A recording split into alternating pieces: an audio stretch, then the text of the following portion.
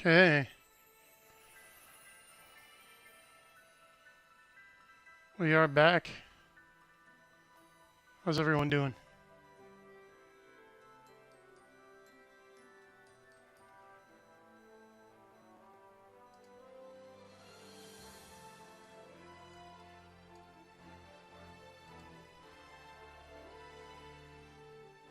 Hey, Bradford.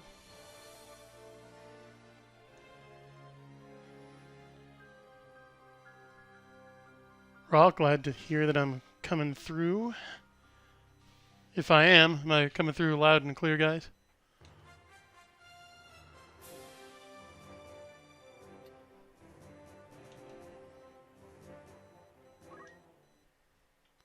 Yeah, we're going to continue the adventure where we left off.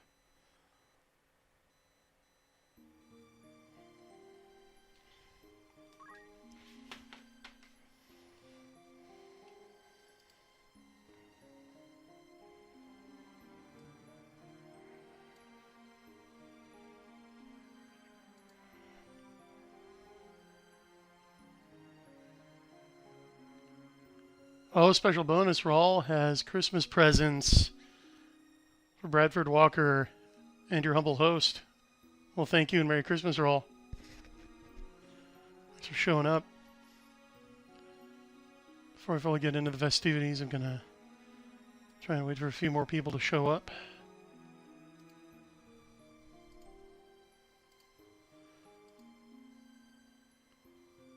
So how was your weekend, chat? What hijinks did you get up to?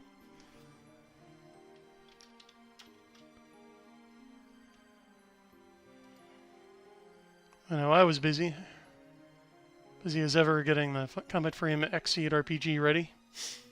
It's almost done.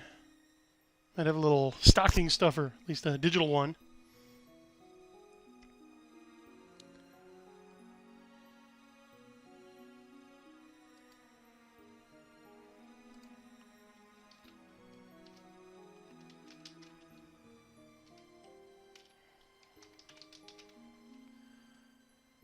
I see chat's filling up a little bit. It's good. You may notice I don't have my co-host with me yet. That's because work came down to the wire, and I just sat down in front of my PC right before I had to go live. But what do you say? Shall we check Discord, see if anybody's willing to contribute their thoughts and opinions to the stream? And we had quite a rousing conversation last time. I'll wait for you guys to speak your piece.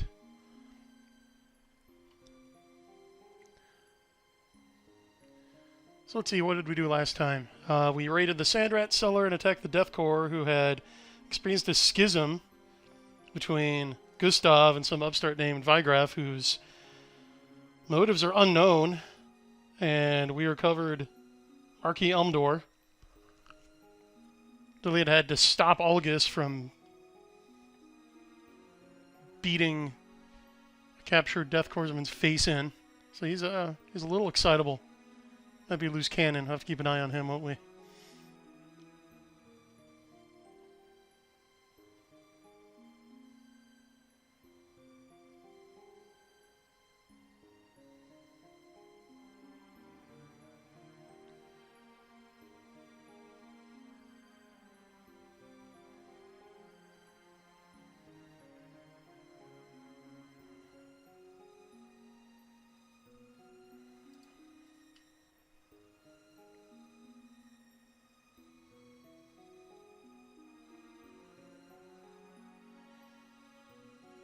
Oh, my mic is low?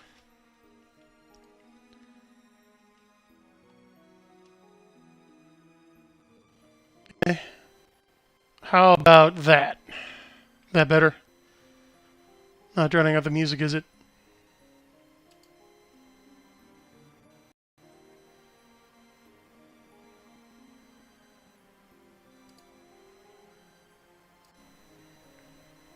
How does this sound? A little mic check. We'll just start talking. Oh, see, Bradford's ahead of the game. His gifts are all wrapped and under the tree. Okay, the mic is fine. Good to know. Let's split the difference.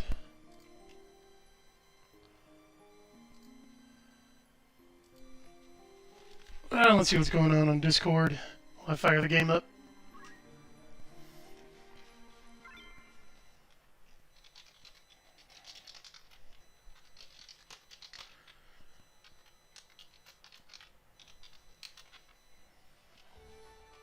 I feel like this earlier time is this 8 o'clock Central, 6 Pacific time slot working better for you guys or worse?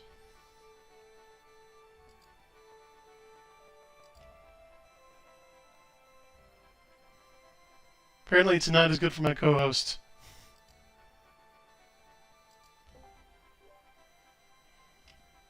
But that's alright. We'll make do. We've gone solo before. I think we'll be just fine.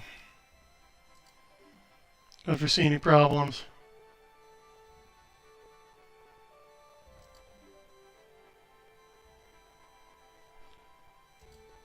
I'll just keep that window open in case someone pops in.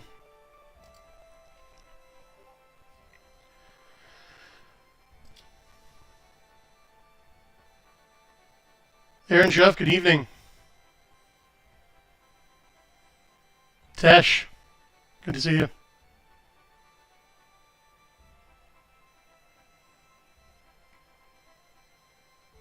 I see chat is abuzz with talk of the FF14 expansion. I'll be honest, I haven't played FF14 because I don't play MMOs. I didn't play 11 either. I don't think they deserve the Roman numerals. If anything, as I've said before, I think Tactics does. If they wanted to retroactively strip 11, the X and the I, and make this one 8, I'd have no problem with that. Not that I'm not a fan of 8. That might be among my most controversial Final Fantasy takes, is that I like FF8. Don't have any problem with it really. It's got a way better card game than 9. Frankly, I think it's got way better everything than 9. But that's another story. Yeah, I'm glad to give Final Fantasy Tactics attention, chat. It's criminally underappreciated.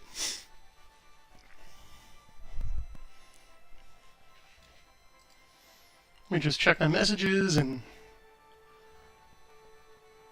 see if I have word from any co-hosts.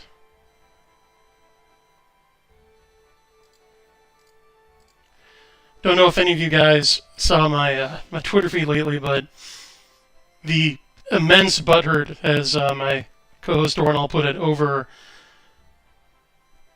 me pointing out to boomers on Twitter that student loans are charging interest on a non-recourse loan and therefore usurious and mortal sin worthy of the eternal fires of hell, and there can be no moral obligation to repay them. As David Stewart put it, lenders who made the loans don't deserve their ill-gotten gains back, and the victims of the fraud don't have to pay. But ooh, that shook a hornet's nest. Like, all the boomers staggered out to shake their fists and tell me to get off their lawn. I've noticed that respondents to the student loan crisis come in two types. One, people say, well, I don't like it. Maybe I paid mine back. Maybe I never took any out. I was smart, went to trade school, somehow bucked the trend and didn't listen to anyone, neither parents nor guidance counselors nor teachers nor television celebrities, who said that going to college is the only way to get into the middle class, and you gotta get a loan these days to get that sheepskin. But at the same time, I recognize that yeah, it's a scam. Those kids were defrauded. They were coerced into it, into degrees that, through degree inflation and credentialism, have basically become useless. So we've got to come up with some kind of common sense solution, because if we don't, the government holds the majority of the loans. Most of them were headed for default before COVID. Most of the like 1.7 trillion now, and so I can understand taxpayers saying they don't want to be on the hook, but they are anyway. So we can either rip the Band-Aid off now, or wait till the wound gets infested and gangrenous and have to take off the limb in a few years. So they're about, I'd say 30% of people understand that and are willing to be reasonable and agree to reasonable solutions like making loans dischargeable through bankruptcy, like any other debt, any other consumer debt, or seizing the school's endowments to help offset the cost, or heck, realizing that the government could just highlight and delete the loans on their ledgers, right? Like the Pentagon creates and destroys like $35 trillion in money a year just from creative accounting, right? They could easily make a third of that disappear. But then, like 60% just are reduced to red-faced sputtering, like, what about me-ism? I'm sorry, but pointing out that, hey, your neighbor's house is on fire. We should put that out before it spreads. You saying, well, I paid for smoke alarms and a sprinkler system, so why should I have to put in the effort to help? Like, why should my tax dollars pay for a fire department?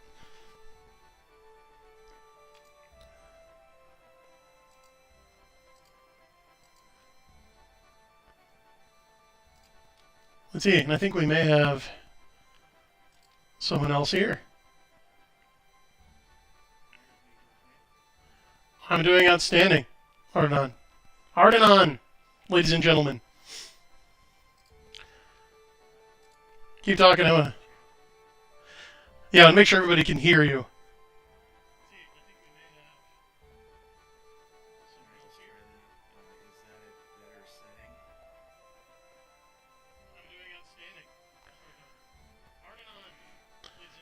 Yeah, I don't think they can hear you. Hold on. That's on my end.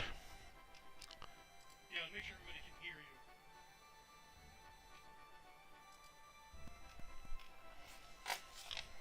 Keep talking.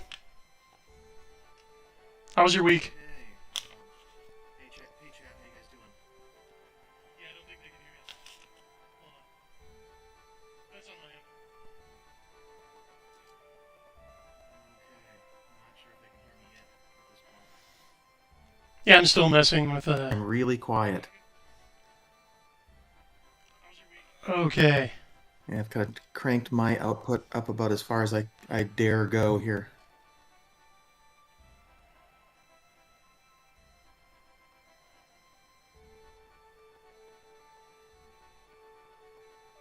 Yeah, I'm still messing with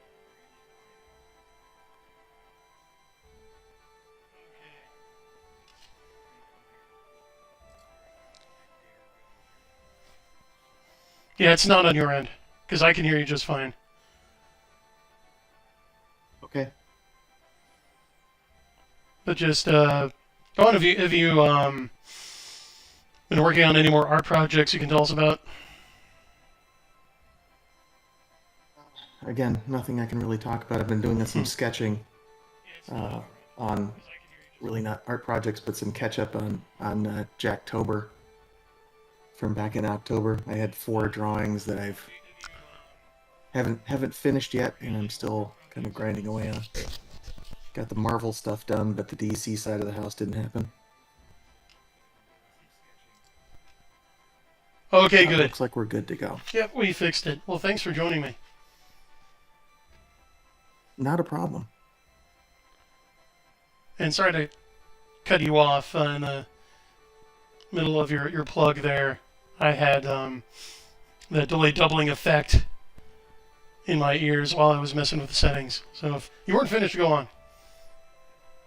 No, we're good. I just kind of ran over a couple of minor things there.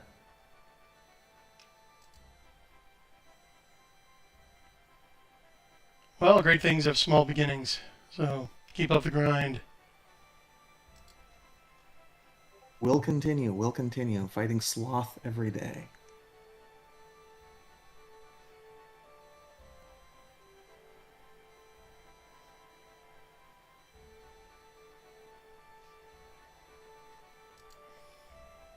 All right, excellent.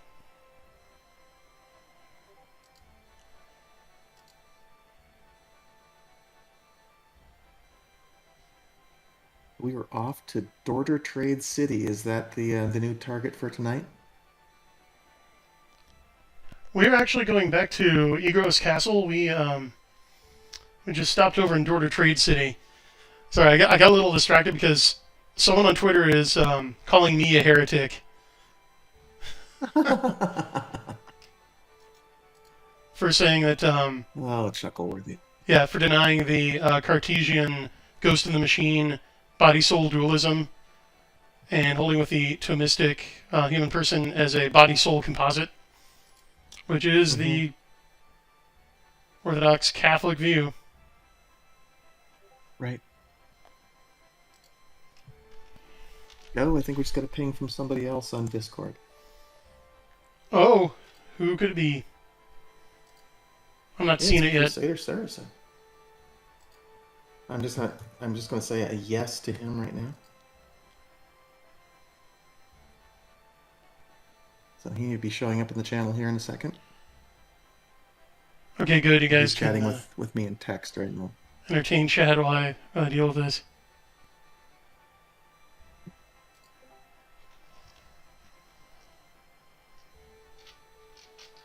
People.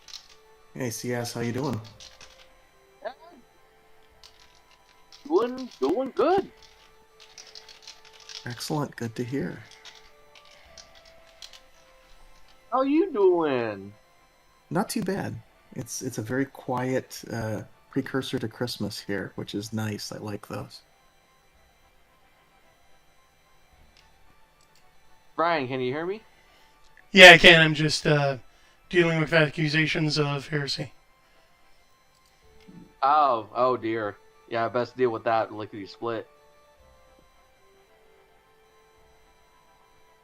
So anyway, all prep done at the Saracen household for Christmas. Yeah, we're all just enjoying our time, you know, having a good time. Now I'm reading more at Brian's behest. So I'm reading right now. So you'll be hearing me coming in and out. I'm reading Do Androids Dream of Electric Sheep for the first time. Aha. Oh, how are you This liking was quite an that? enlightening experience.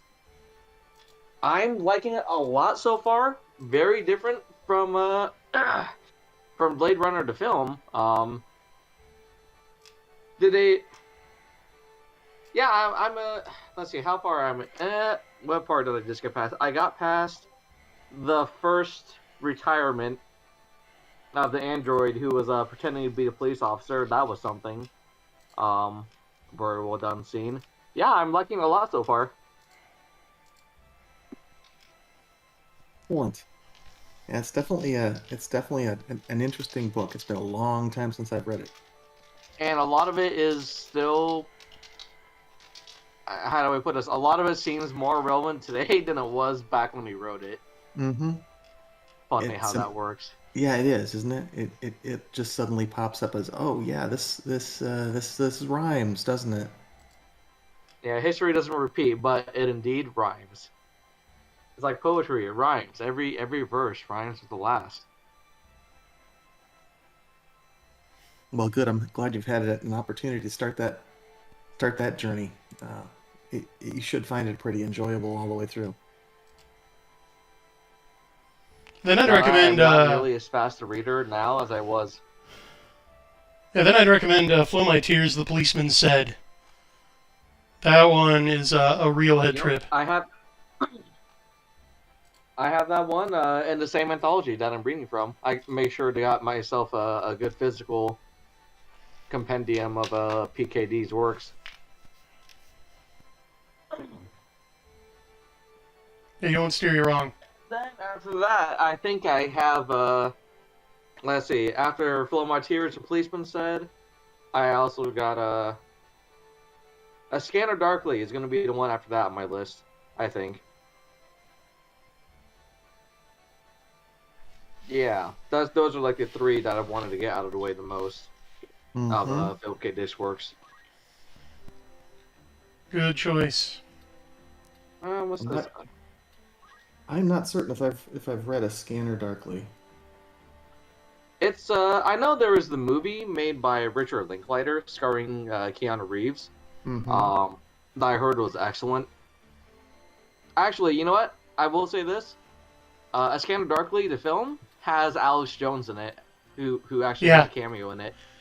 Yeah, there's a part where he's like out in public on a bullhorn trying to warn people about substance D, and then some guys in a van come up and actually haul him away. Yeah, like legitimately, he's like, he's Alex Jones in the movie. Like he plays himself essentially, and then he literally gets hauled away in a black van. Yeah. And you know what? Alex Jones is always right. He just needs enough time to prove it, or the universe needs enough time to just validate him. Yeah, he's always right. It did. It did remind me of "Scanners Live in Vain" by Cordwainer Smith. That's also an enjoyable read if you have the opportunity. A lot of Cordwainer Smith stuff is light yet deep. Scanners Live in Vain. I have not heard that one. I'll have to put that on my list. Yeah, just look up Cordwainer Smith. Paul Leinberger is his actual name. Cordwainer Smith is his pen name. Oh, Rawl, buddy, I see that Part of the you are instrument- dealing with the sin of sloth, instrumentality you of say. mankind. Hold on, we have a theological emergency here. Are you sure you mean sloth? Because sloth is technically the despair over seeing and apprehending the good and thinking you can't attain it. Is that the problem? Because so that's rather serious spiritual fault, which can be corrected. Right? That's what's great about Christianity is we have a God whose grace can actually make us undergo theosis and reach perfection if we cooperate with him. I'll definitely be praying for you if that's the case. Anyway, go on, guys.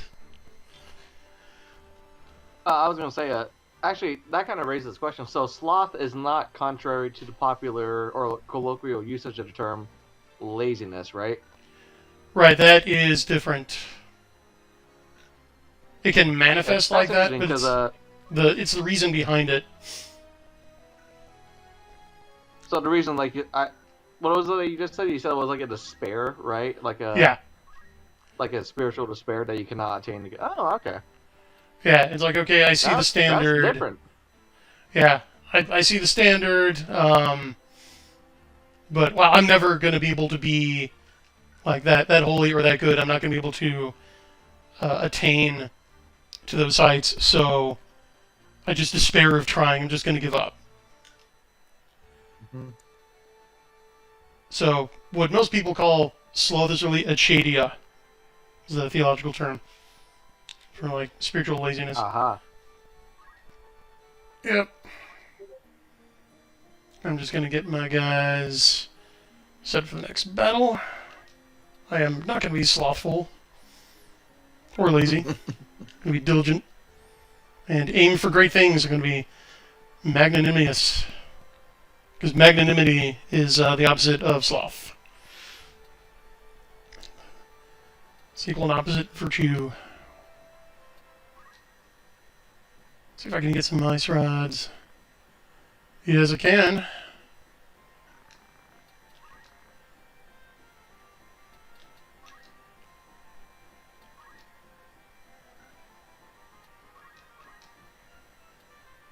Got some new stuff here. Phenomenal.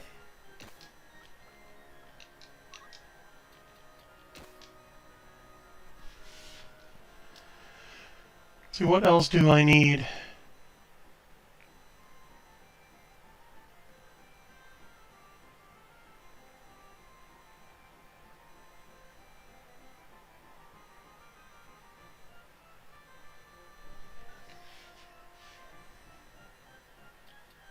I think that should do it for now.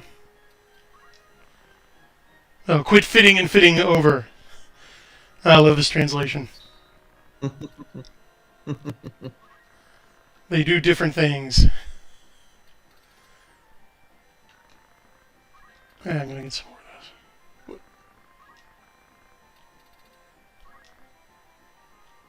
And I've got auto potion.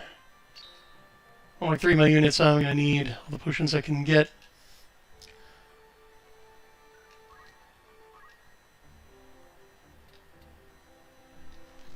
Let me check that again with chat.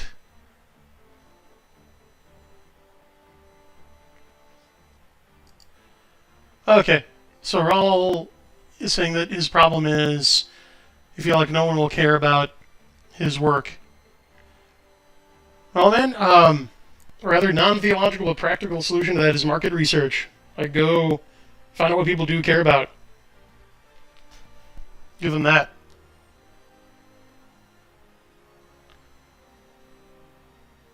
And that's right. Think of the skin suit brand X IPs, right? Mm-hmm. Think of like the wheelchair-bound, 300-pound, like non-binary Samoan that they've replaced, like Captain Atom with this week or something, right? Think of the Death And then Cult. think about that audience that is looking for something that that person can't provide. Exactly. Because really, storytelling, like anything else, is about solving problems. You want to identify the problems your audience has and figure out an entertaining way to solve those problems, and then you'll be alright.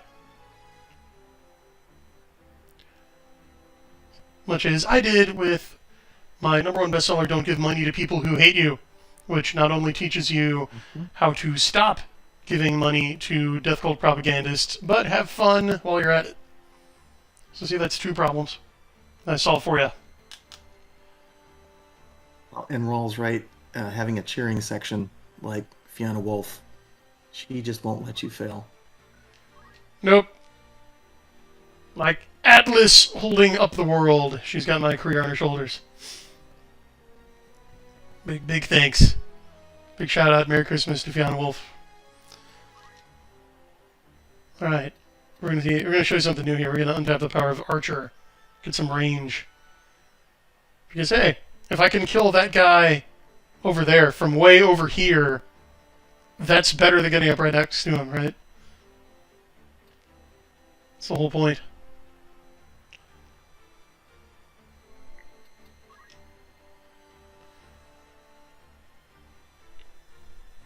But do I have any Archer equipment?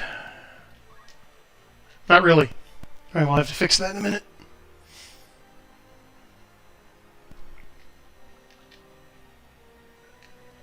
What was that old AT&T line? Reach out and touch someone?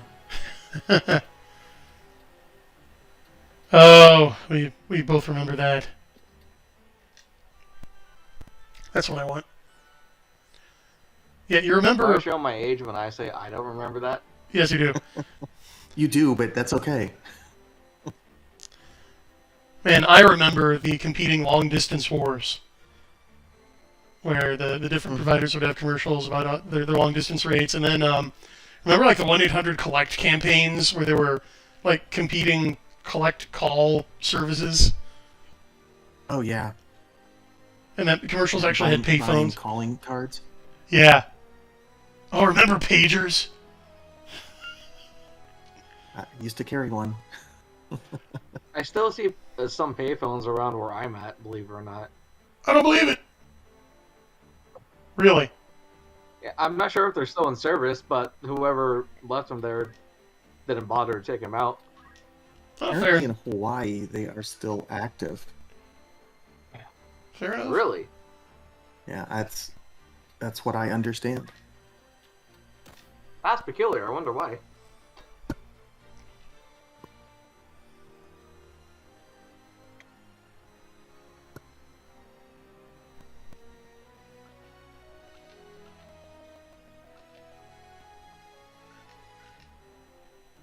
That's fascinating.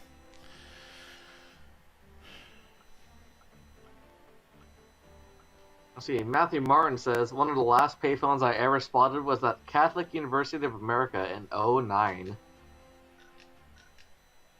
Hmm. That's... '09 was over a decade ago, I now realize.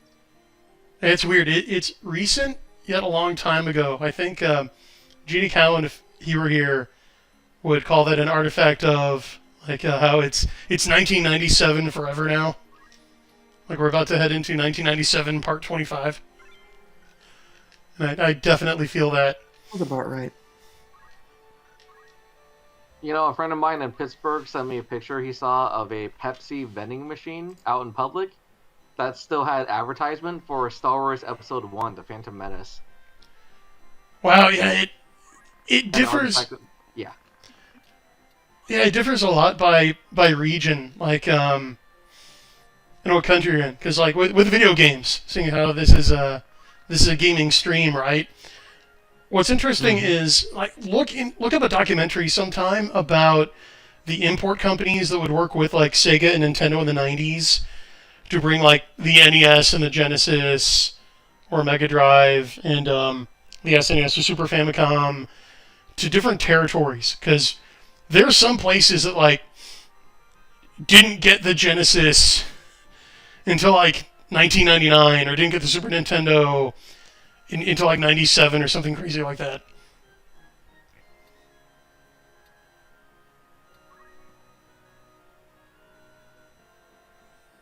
Oh, do they not have bows here? Ha! Well, that's no good.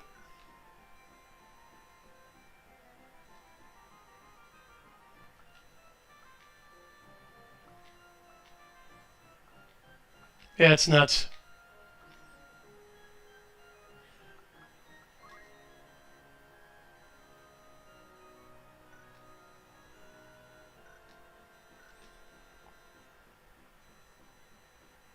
Okay, so I need to find him a bow somehow.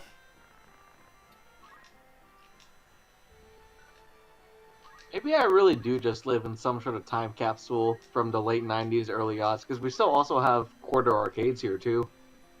Wow. Not many, but I've managed to track down a few within driving distance. It's, I have to say I'm lucky still. And a discount theater, too. Whoa. So I guess I really am just lucky. Yeah, when are you?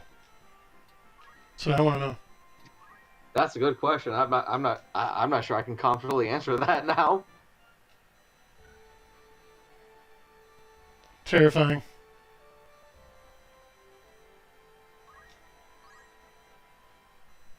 Oh, we got sucked into an event. Here we go. Let's see. Matthew Martin says, my most memorable time capsule event thus far, finding a Masters of the Universe slime pit, 1986, on the shelves of a hardware store in Iowa in 1999. Oh! The thing was awesome. I always wanted it. And folks would not get it for me for obvious reasons. Yeah, I miss slime. Slime is good. For a while, wasn't there a trend of people like making their own slime? Yeah, I was just gonna say that was a big thing about 2 years ago, was fabricating your own slime. I gotta look that up. I think I need some slime. That seems like a peculiar hobby. Well, it's actually pretty easy to do. There's recipes on the net for it, so putting it together is not a challenge. I'm not sure that I'd want to do it, in your living room. That might be a little bit of a mistake. There's a whole cottage industry in retro recipes. Like, look hard enough and you'll find recipes for Surge. Remember Surge? The chat remembers Surge. Like Ecto Cooler. Oh, yeah.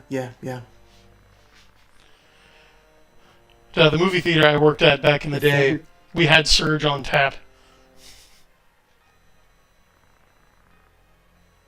Yeah, fabricating candy is another one of those.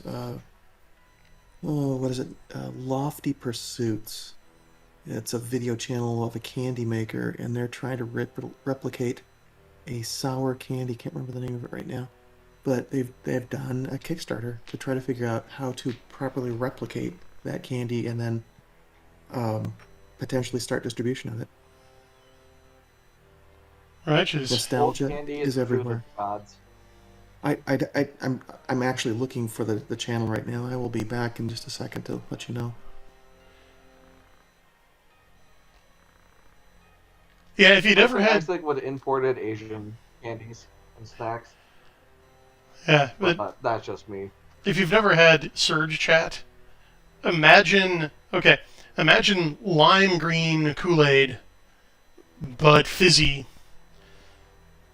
but with a bit of a bite to it. Like, this is going to sound bad, but I always made a not unpleasant association between it and, like, citrus glass cleaner. Like, that suffer potable. It was interesting. It wasn't as heavy as Mountain Dew.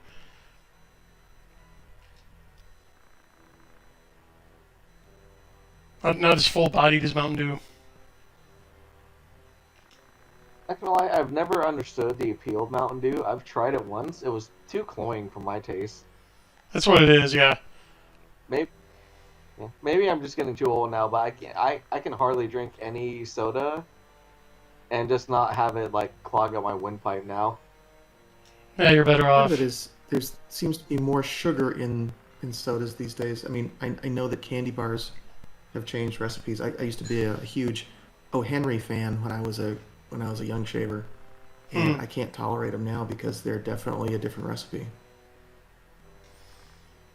Well, they changed the recipes of a lot of The most I things can do when they is, outlawed trans fats. Hmm? Yeah. The most I can do now is either Mexican Coca-Cola or some sort of ginger ale. Yeah, squirt Yep. minus the grapefruit. Yeah, that's a good description of Surge. And unlike Here Mountain we Dew, go. actually It was, green.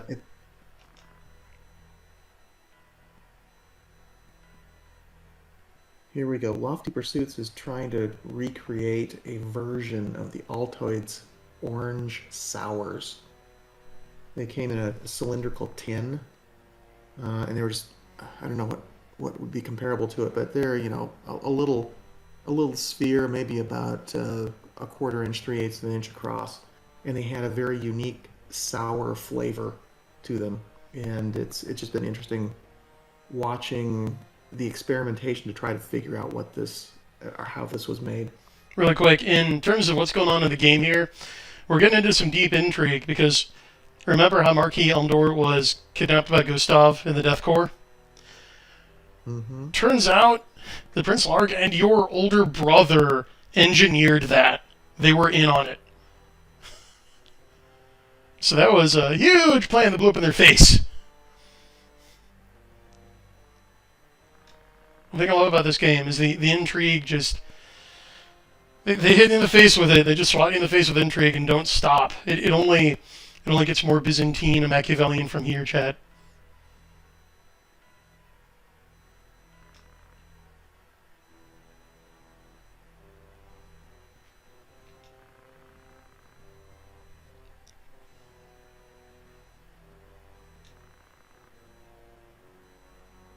Alright, so these two are in cahoots. Brother and the prince. What can it portend? Yeah, Bradford. Just they stuff everything with high fructose corn syrup and seed oils. It's to the point that you really can't shop in any of the aisles of the supermarket, only around like the outer perimeter, like in the produce section and the meat section, and sometimes in the freezer. But yeah, man, everything else just deadly. Yeah. If it was actual sugar, it would be an improvement over whatever they actually put in. Mm-hmm. Lord only knows. Well, So that's why I stick to Asian snacks Hmm. because they are of a higher quality with actual like sugar whenever it's sweet and MSG whenever it's not. And the MSG gives it a very Yeah. delicious savory quality. It's a flavor enhancer. yeah, MSG. Yeah, MSG Oh, yeah. gets a bad rap. Yeah, it does. Yeah. I forgot where it came from. Some sort of fallacious study where it said it made holes in your brain or something to that effect. But No, that's statins, not an MSG. Well, whatever the case, the rap that it gets was unwarranted for or Oh, uncalled for. definitely. My recommendation is always find a Betty Crocker 1961 cookbook on eBay, and go to town with home cooking.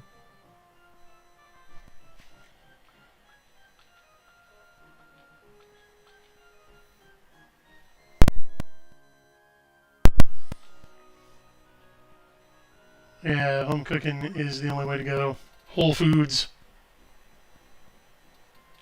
Yep. Mm-hmm. Save your beef tallow. Save Mm-hmm. save your lard. Save I got what did you call it? Chicken schmaltz, right? That's a rendered chicken fat. Save your schmaltz whenever you can. I did not know that. Bacon fat. Yep. Yeah, I only learned that somewhat recently because I have a source of getting schmaltz on the cheap where we just have to render it down ourselves. And it's not difficult to do. Yeah, so yeah, tallow is beef, lard is pork, and schmaltz is chicken. Mm-hmm. For future reference. Just so you know, hey. Although you will find some butchers that decide to call mixture of beef and pork fat together lard. You just have to ask what's what if you're going to a butcher. So welcome to the cooking Not cast. exactly like. Anyway. Yep. Well, we've done religion, we've done science, we've talked history before. I think it's only appropriate that we move out into all these other areas such as food. Look at all the value we give you, Chad. You're certifiable if you don't tune into the show. Okay. That's all I'm going to say. And actually, I'm going to let you guys carry the program for a minute here because there's something going on in the other room I need to tend to. Why don't you interact with the chat? We'll hold down the fort. Yeah. Bradford makes a good point. At this point, I'm willing to bake my own bread just to ensure it's not going to jack my blood sugar. And home-baked bread is 10 million times better than anything you'll buy in the grocery aisle, in the bread aisle at the grocery store. One of the things that like American food like really messes up your taste buds with is just how sweet like regular bread is. Absolutely. Really, it's strange just how like when your taste buds adjust out of it, you'll realize that wow, this bread is really unnaturally sweet. Mm-hmm. If you can bake your own bread for a purpose, is much better, taste wise and health wise. Yeah, and it's really not that difficult to do it either. Yeah. You just have to get into the habit of doing it. One of the best meals I had was breakfast. I was at a Mormon youth study group in the morning.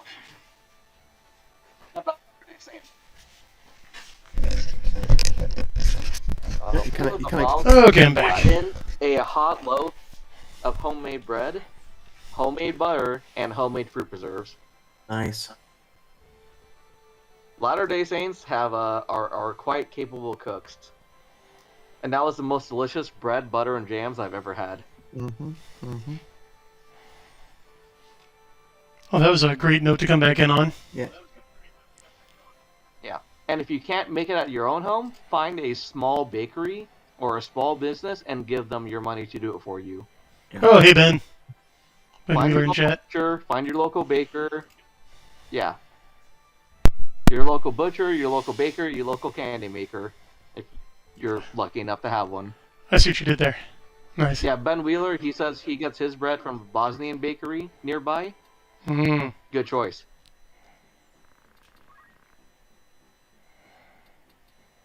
Balkans, they know how to make good bread down there.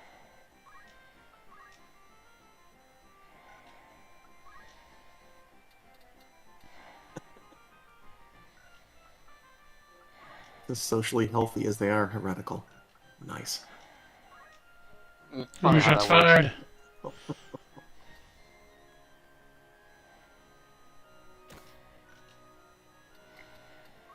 That reminds me, I have an Armenian bakery somewhere around here that I should go to more often now. Yes, you should.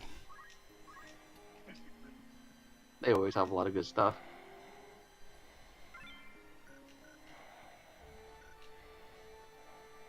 Also, I did not realize that for a long time that Kim Kardashian was Armenian. Really? The last name didn't give it away? That was interesting. Jordan. Wow. I never realized Kardashian was an Armenian name. Any Armenian I met has some sort of Russian last name. Oh, okay. Well, that makes sense too. By the way, is someone listening? Is one of the co-hosts listening to the stream on speakers, not a headset? No, I am on a headset. I just muted the stream so I'm not hearing an echo. Do you have a headset? Because I'm No. hearing an echo. Highly recommended. That is the state of the art. Oh well. It's not too bad. Just wondering.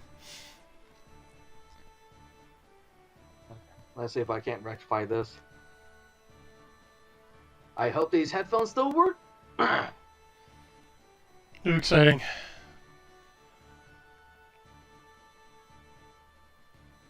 Gonna find out if the headphones work.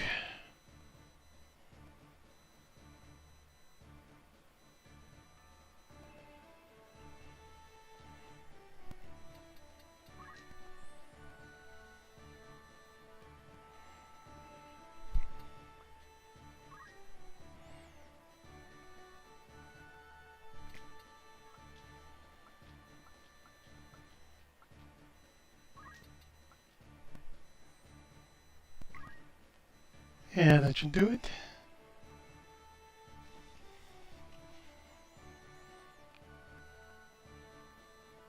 %of the battle's preparation. Oh, I think we're gonna meet some major new NPCs here, chat.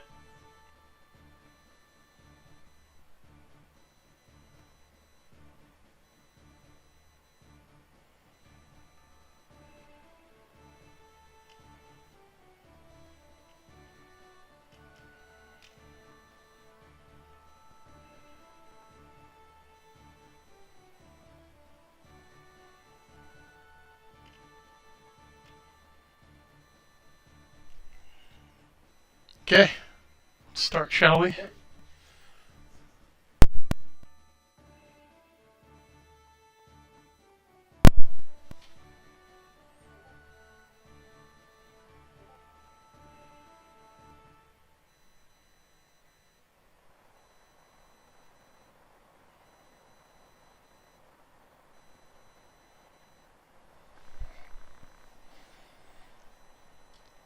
Yep, there she is.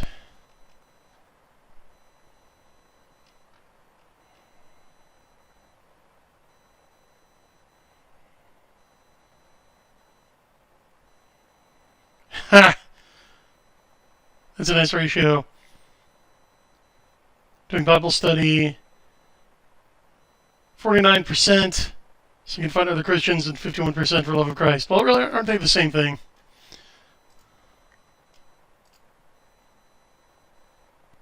It just doesn't seem so sometimes.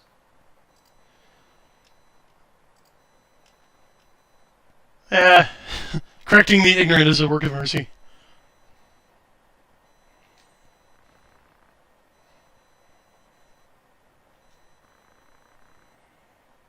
I like that there's such a thing as a deathcore priest, speaking of which. Oh, she wants an apology.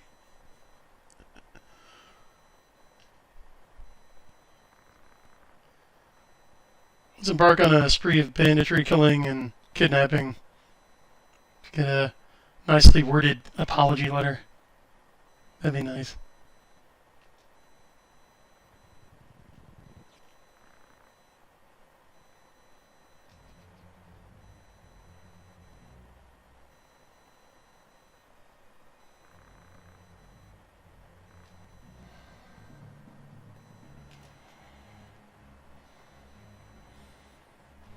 Be careful, Olgus.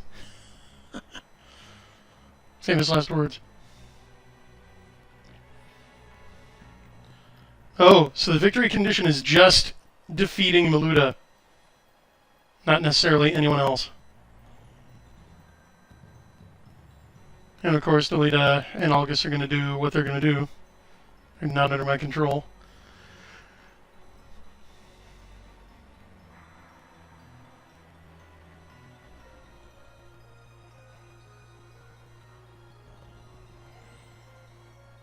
she's a knight, so she can break my stuff and weaken my guys.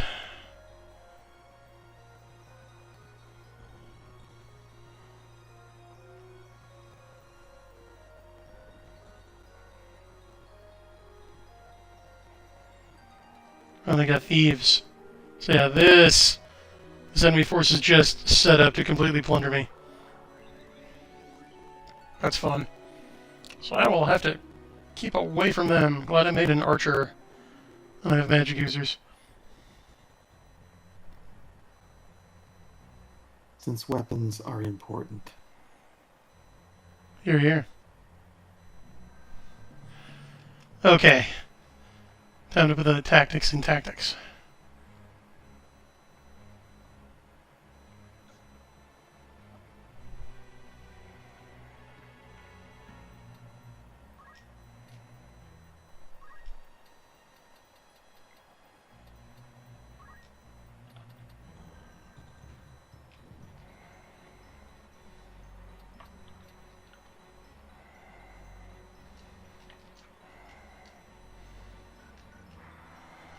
First I want to check the initiative order.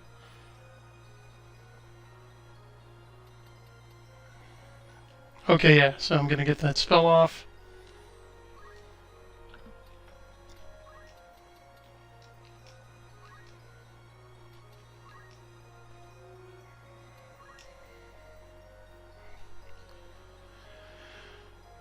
Okay, moving right along.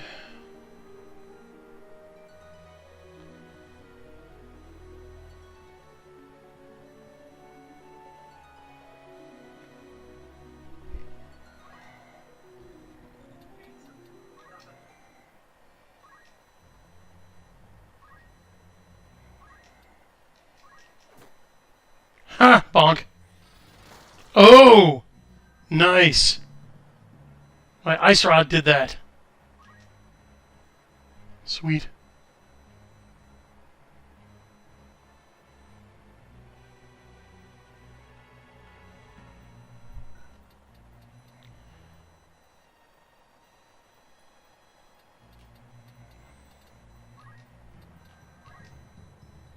These are not currently needed.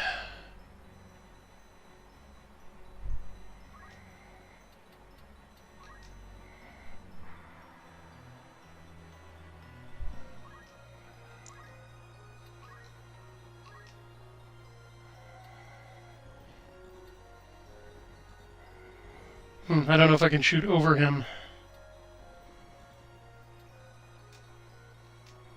Let's try a safer target.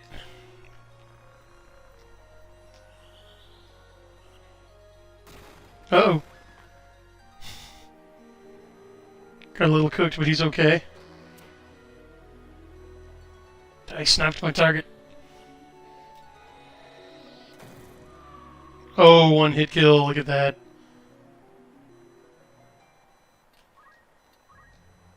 Those are always nice. I love it. And Captain Hasty over here gets a heal.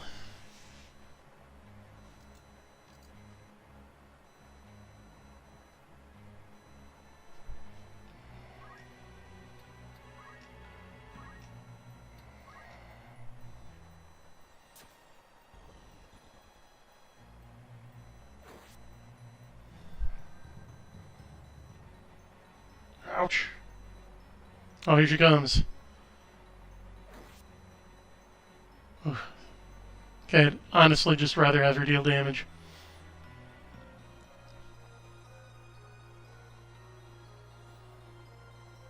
I can regain HP more easily than I can buy more equipment.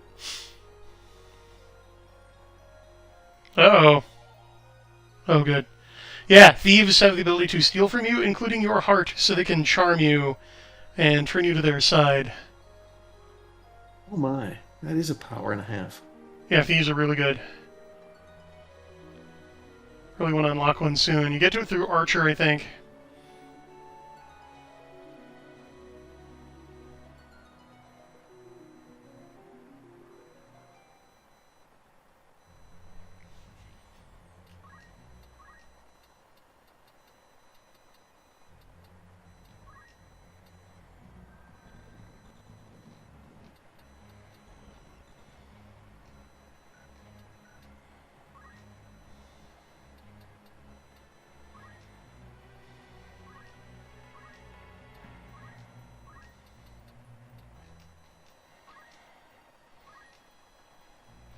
Oh, she knows raise?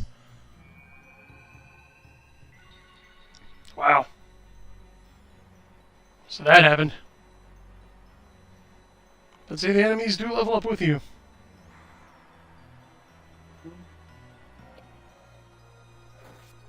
Oh, ho, ho. Resurrection denied.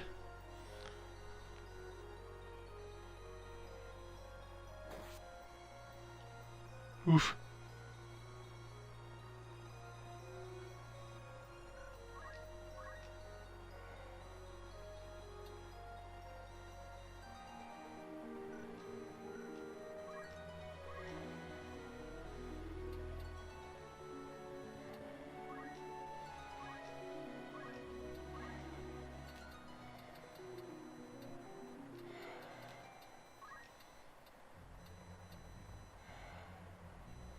It seems evident that those headphones, in fact, do not work. Oh, I'm gonna have to invest in a new pair real quick. Oh. Okay. Thanks for the update.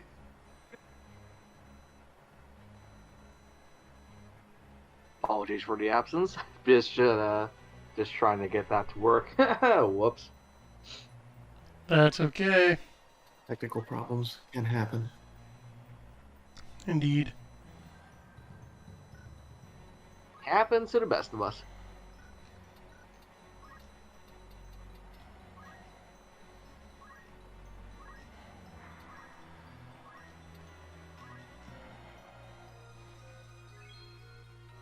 Ah. Wasted turn. Well, it should make it up with a twofer. Nice. And this should be game. No! Well, she's a tough cookie.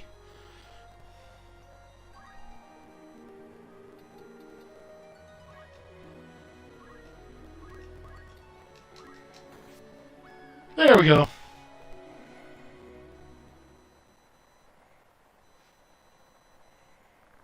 It's more like it. Always being generous. Look at that. What a gentleman.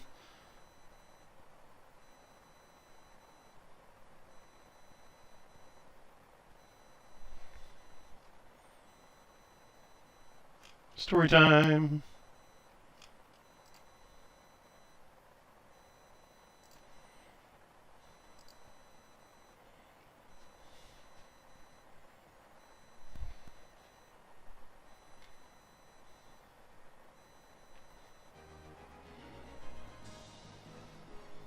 Apparently they surrendered.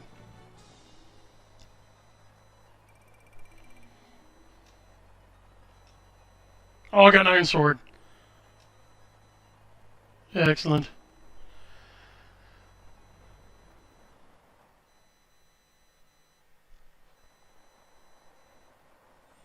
Yeah, well, that's what I'd say to any creator is hone your craft as much as you can and just get stuff out there. Like, avoid making anything your baby, you know?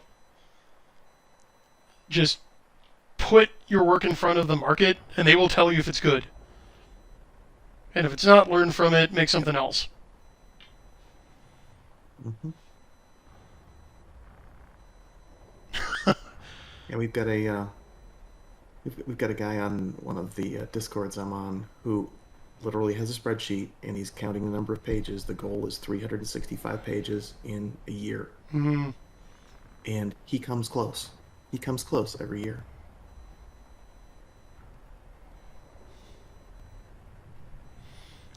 Jeez, August. She's a loser. Losers cannot remain alive. Suffer not a loser to live. Now that's elitism. That's the gold medal of elitism right there.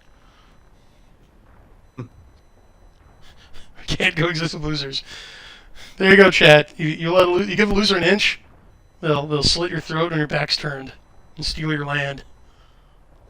There can be no compromise with the loser, according to August.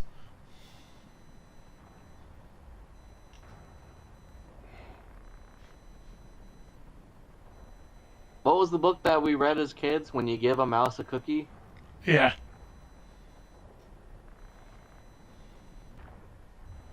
Okay, now here's the opposite extreme.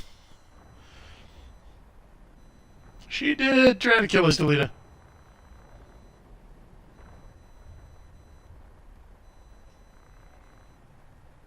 We can't coexist. Doesn't have that bumper sticker. At 2, Delita. Not gonna lie, I would pay for that bumper sticker to put on my car. We can't coexist. That'd be a nice change of pace. My area has a lot of those annoying coexist bumper stickers, unfortunately. Yeah, because, I mean, people who can't express their ideas verbally just use their cars as rolling billboards to display other people's ideas for them. It's a big NPC tell. Yeah, it really is, actually. That's why I have my car is about as clean and barren as it gets.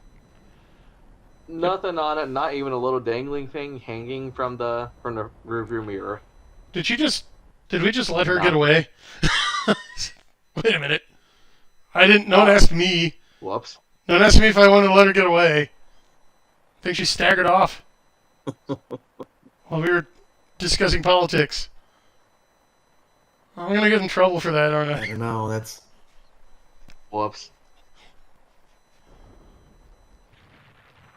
Were you able to act during this cutscene, though? That's the question. No. My characters are all just arguing with each other. Oh! Mm-hmm. It's Tater. What's happening here? This, doesn't sound good. It sounds like there's some foul play afoot, chat. Oh.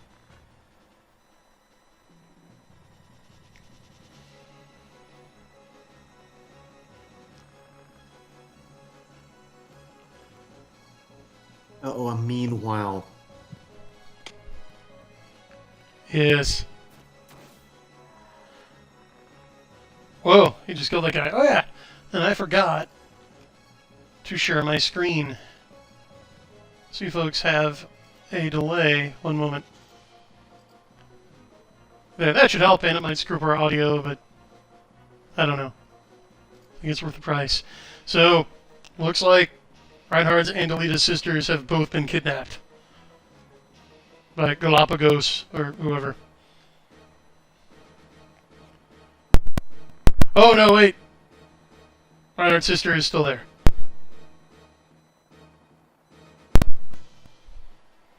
Yeah, chat, Delita just walked off.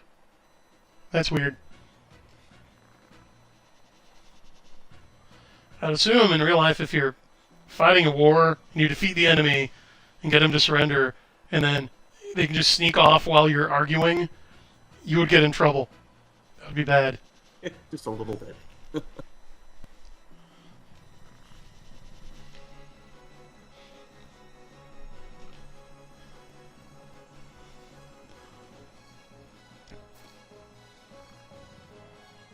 There's a lot of shambling going on around here. I think you guys will agree this animation is smoother than it has any right to be for this era. Mm-hmm. It's wonderful animation. There's no doubt about it. It is indeed a technical marvel that has held up way past its time.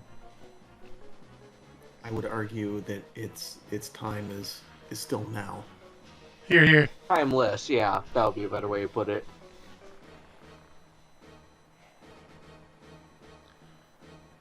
Oh no! Instead They took $10 the million. they took the 80-pound sack of potatoes. This will not go unanswered. There's our potatoes. Exactly. They can't take those potatoes.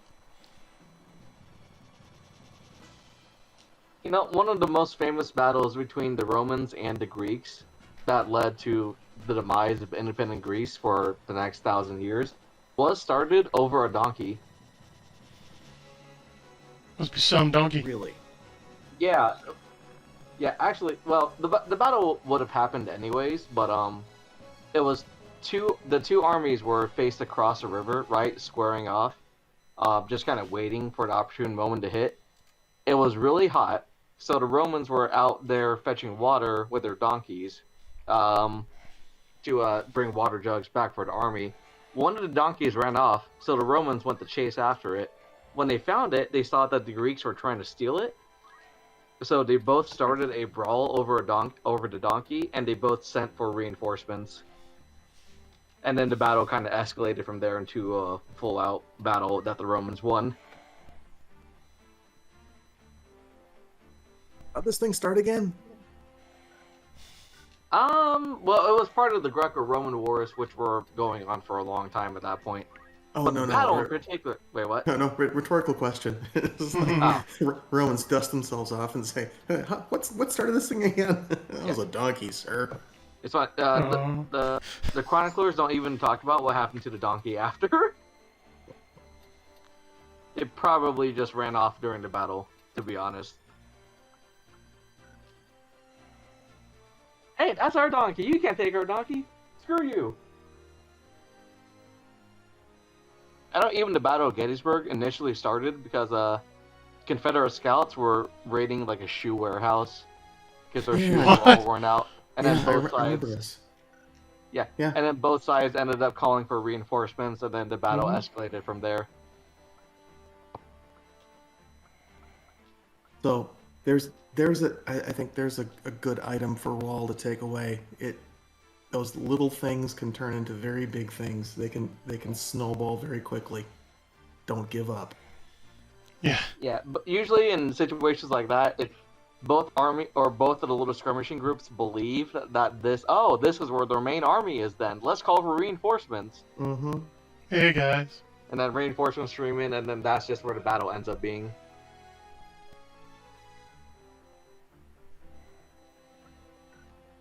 History does not repeat, but it sure does rhyme, indeed. Indeed.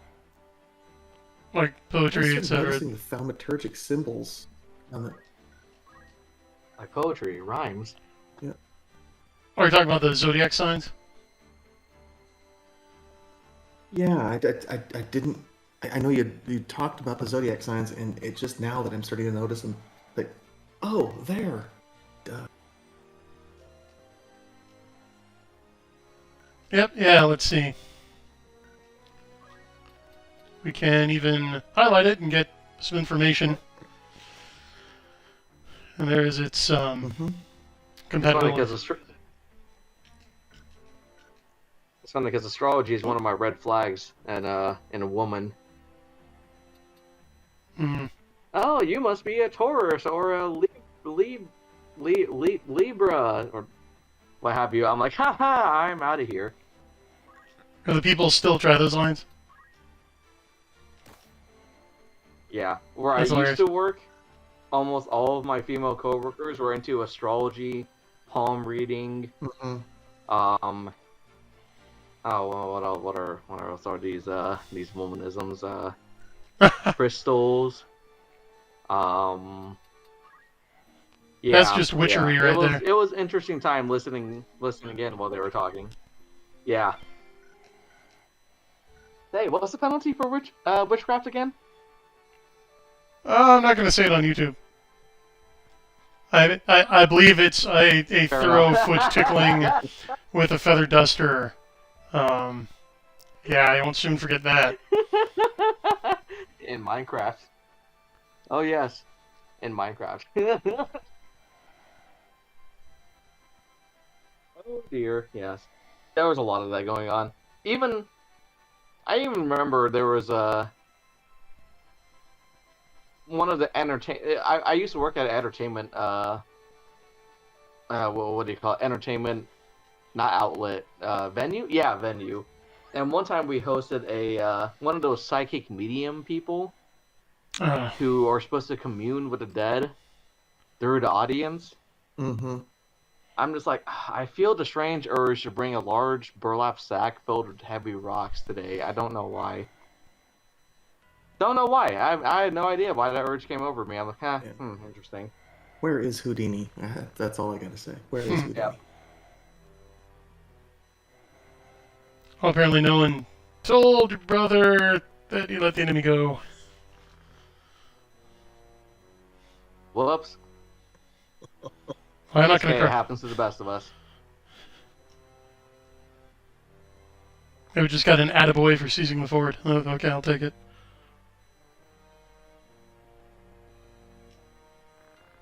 And don't worry, I'm not dying yet. And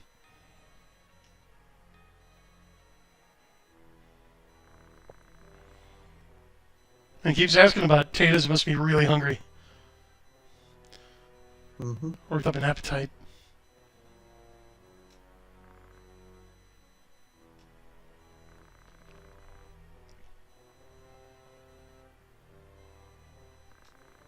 Deserters are down to a few.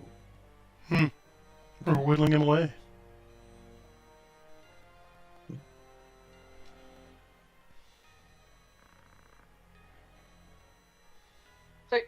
Speaking of potatoes, actually, real quick, has anyone here had blue or purple potatoes? No. When I was living back in my original location, yes. I mean, that's one of the original colors of potatoes.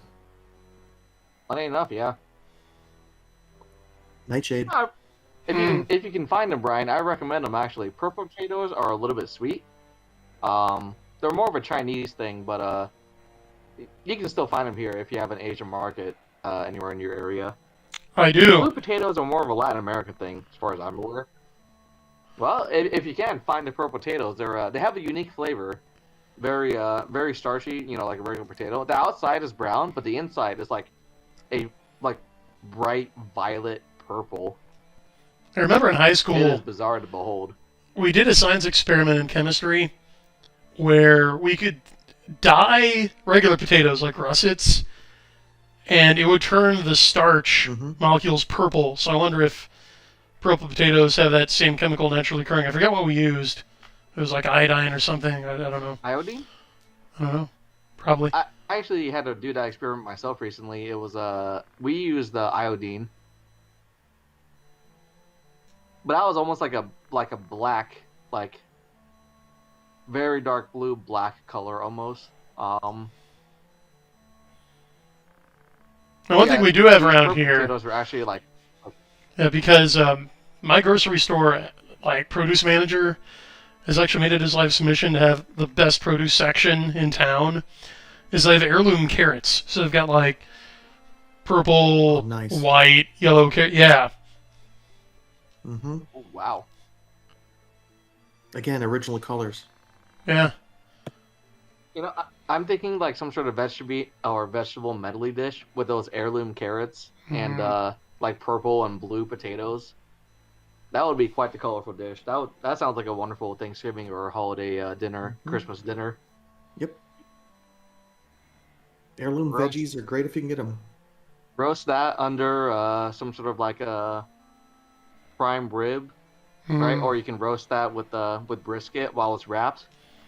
Mm-hmm. And let the vegetables steep in the juices. Oh, that'll be wonderful. Yepper. Orange carrots. Who's responsible for orange carrots, or one of the big people responsible for orange carrots? It was the Romans, wasn't it? William of Orange. It was apparently it was the carrots that were orange were found and cultivated preferentially. That's one of the reasons that there was popularity of the orange carrot. So it is preferential now. Yeah. You know, that makes a lot of sense to me.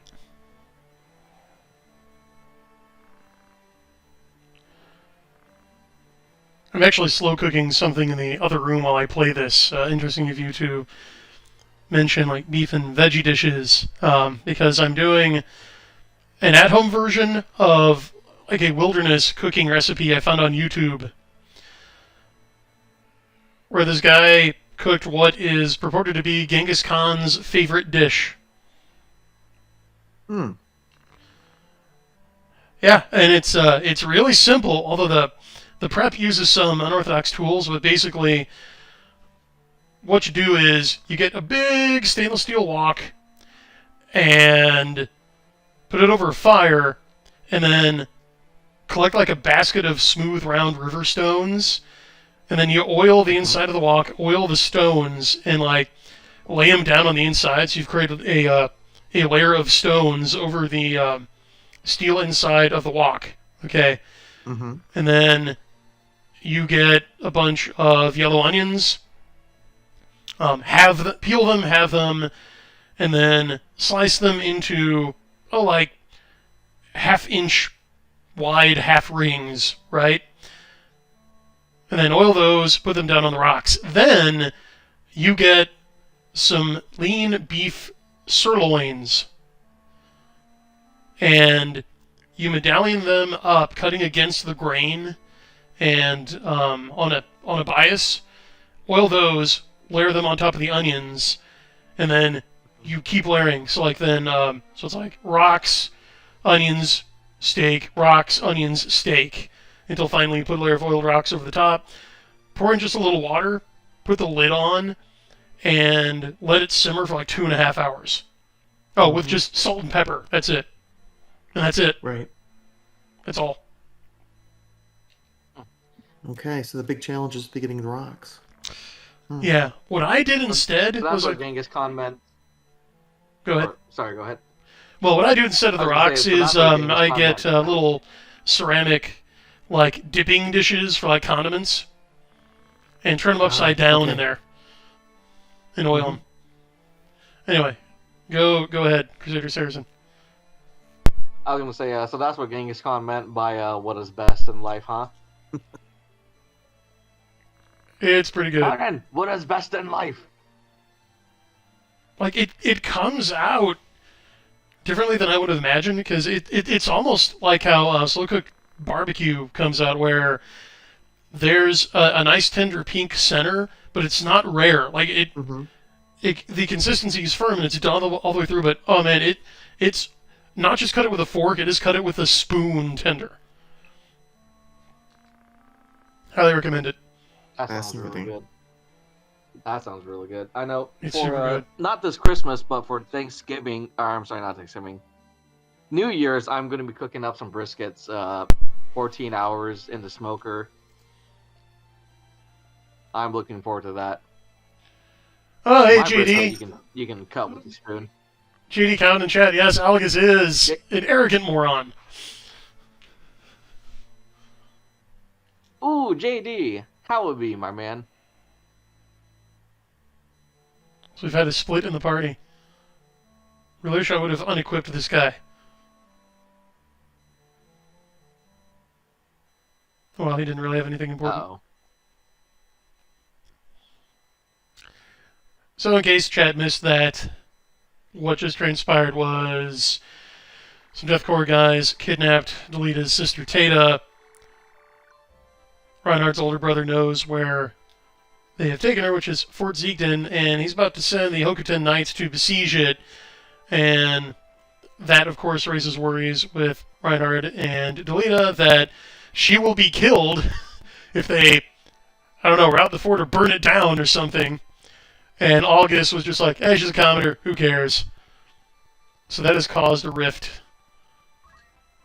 Understandably so. Mm-hmm. So he's fired. At least I'm pretty sure. Let's check our formation. Yep, he's gone. I'd be really surprised if he were still here.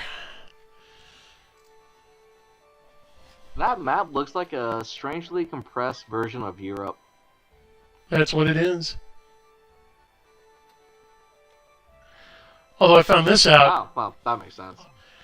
So we can zoom out, and way over there in the east is where Final Fantasy XII happens. Hmm.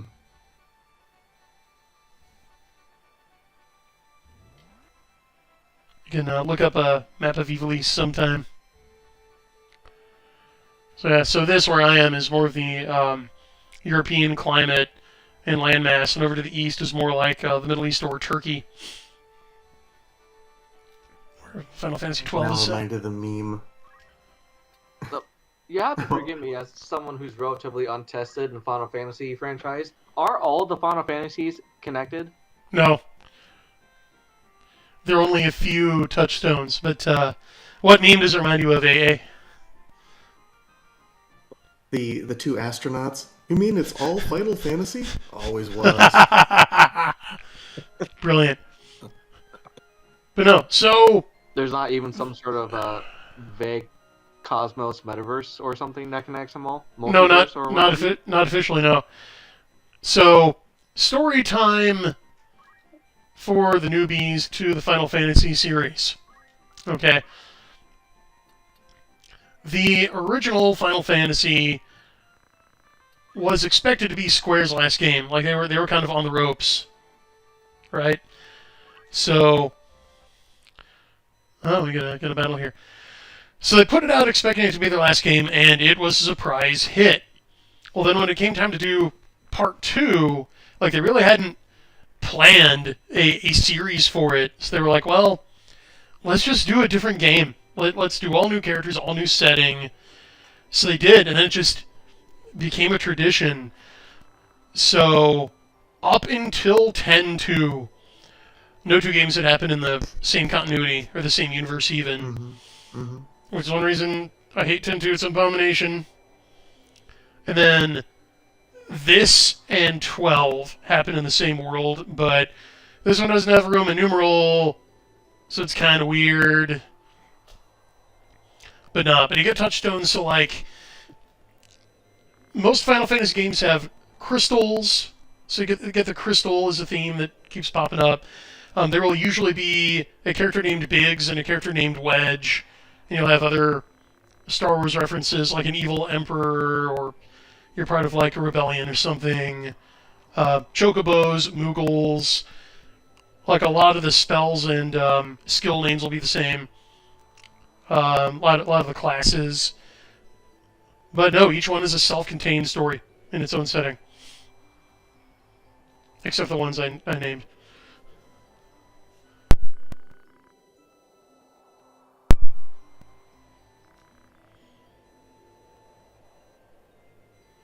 I'm going to delete a frustrated by his station.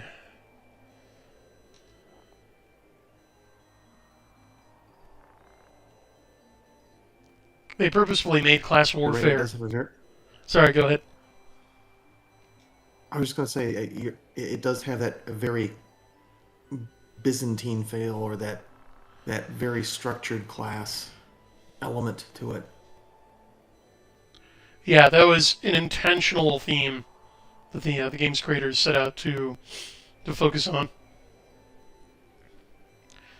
So it's like faith and class hierarchies.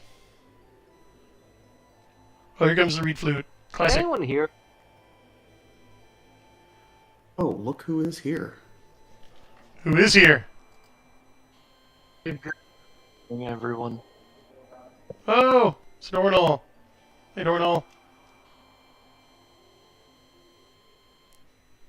Hey, thanks. That'll be me, amigo. Hey, you know what? I cannot complain at all. Alright, that's good.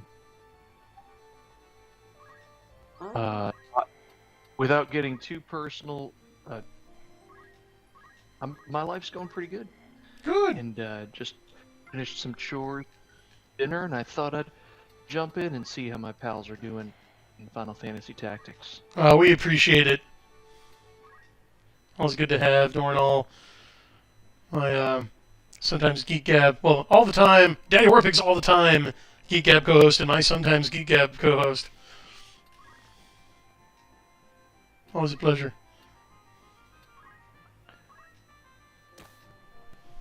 Alright, so I haven't been catching up on the streams. I see that you've got an archer here. I do. Because shooting a guy from way over there is better than fighting him face to face, where he can hit you back.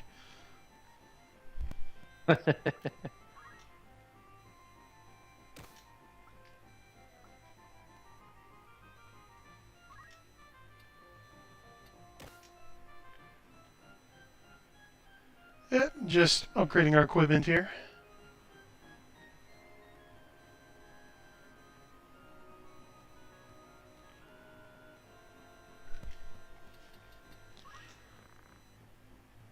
Okay, and I can afford that. Hey, Excellent. you're poor again. Yeah. Easy come, easy go, right?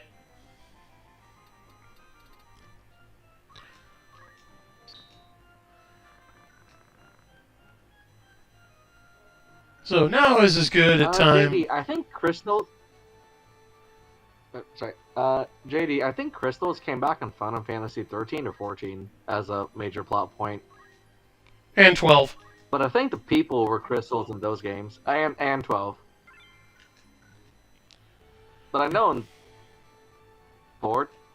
13, the crystals are people that turn into crystals, I think. They're people! Something to that effect.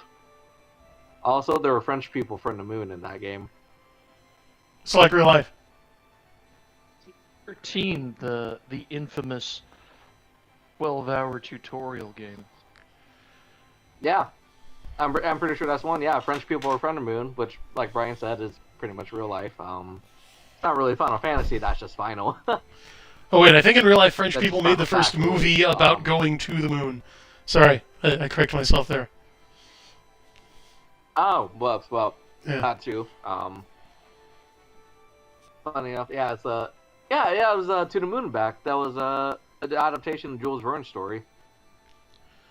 I'm pretty sure. And we bring it right back to That's when you classic see the image of, sci-fi. like, the moon. Mm-hmm. Indeed. But to catch Oh, Dornall and Actually- anyone who may have just joined us up to speed really quick.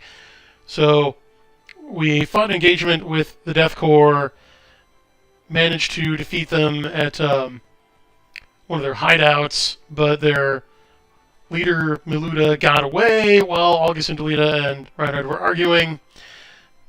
Then, meanwhile, back at Egro's castle on the home front, the Death Corps kidnapped Delita's sister Tata, and your brother got injured, but he knows where they have taken her, which is, if I can do this with one hand, this fort up there, and his plans to besiege it caused an argument between Delita and August, which resulted in Reinhard kicking August out of the party for being so callous, and now we're kind of at a loss for what to do, because even though your brother has promised no harm will befall her, it's really hard to promise that no one in a war will get hurt.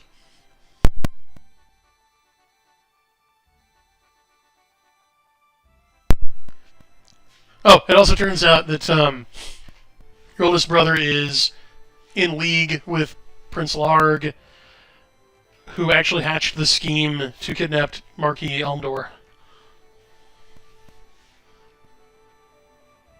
There's some skullduggery going on.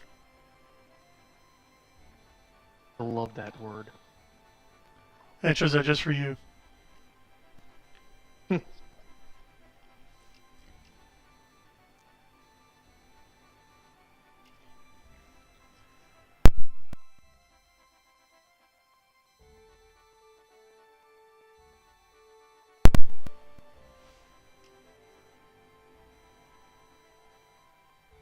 So how are you guys enjoying the game so far? It is a wonderful artistic experience.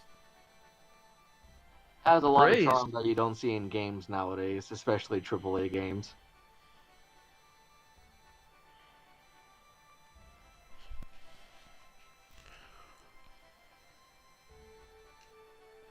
This is very much like the previous Final Fantasy for me in the 2D format. The 2.5 really jumps out at me with its presentation. It just so clean and efficient. There aren't any wasted lines. There's little wasted motion.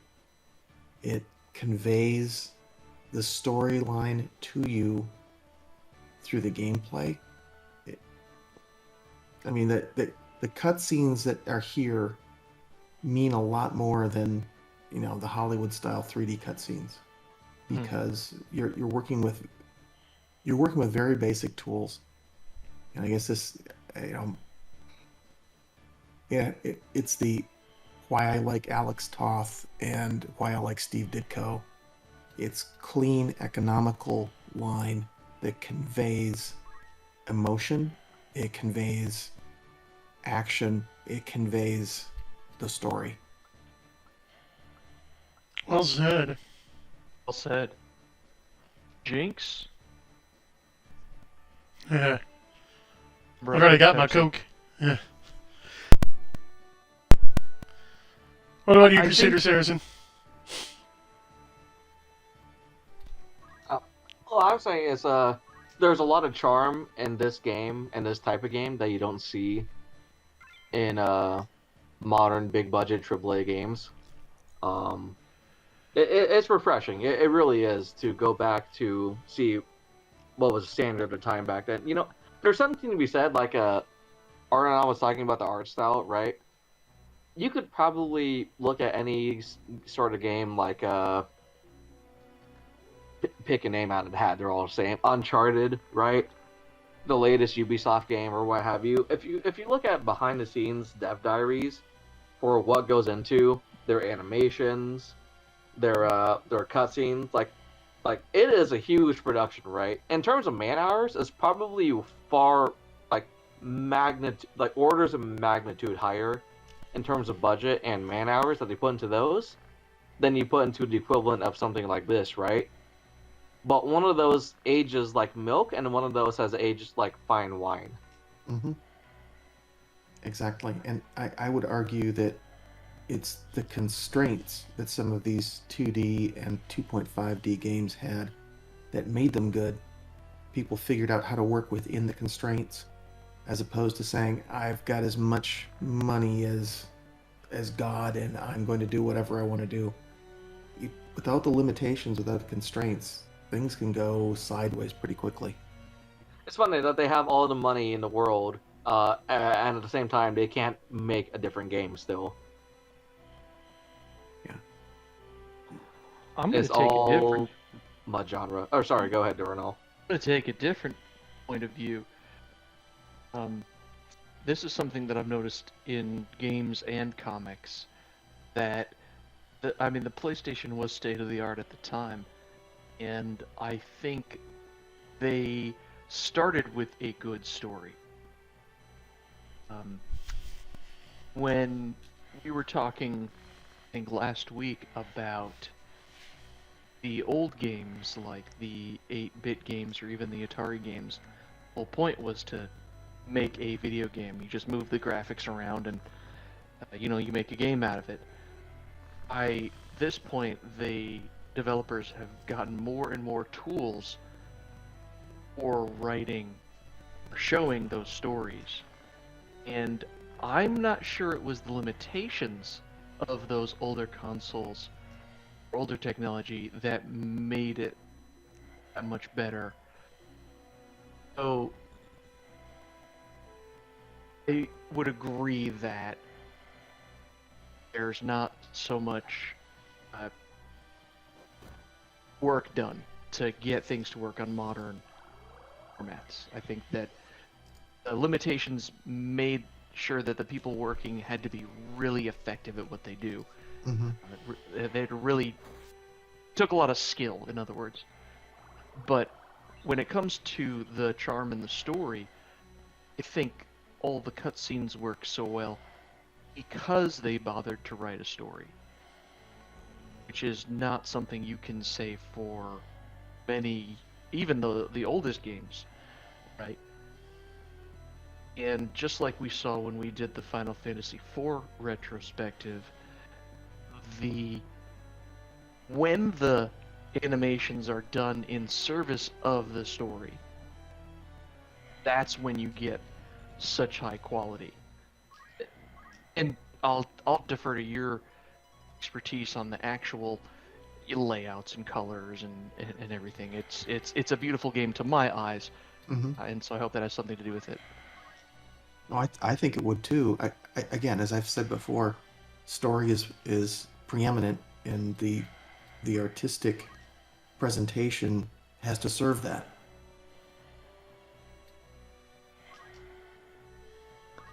Absolutely. Okay, I think we're on the same page then. I think we are too. normally I would say gameplay is eminent in game development. But JRPGs or even RPGs tend to be the exception to that general rule.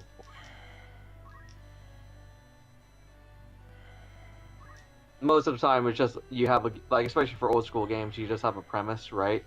You fight demons in hell, or you fight demons in a temple, or what have you, and they just kind of put you in with a bunch of big guns in like an arena, right, with a bunch of different maps, and the story is vague at best. But yeah, JRPGs are the exception for that, where the story is kind of concrete and everything is formed around the story to serve it.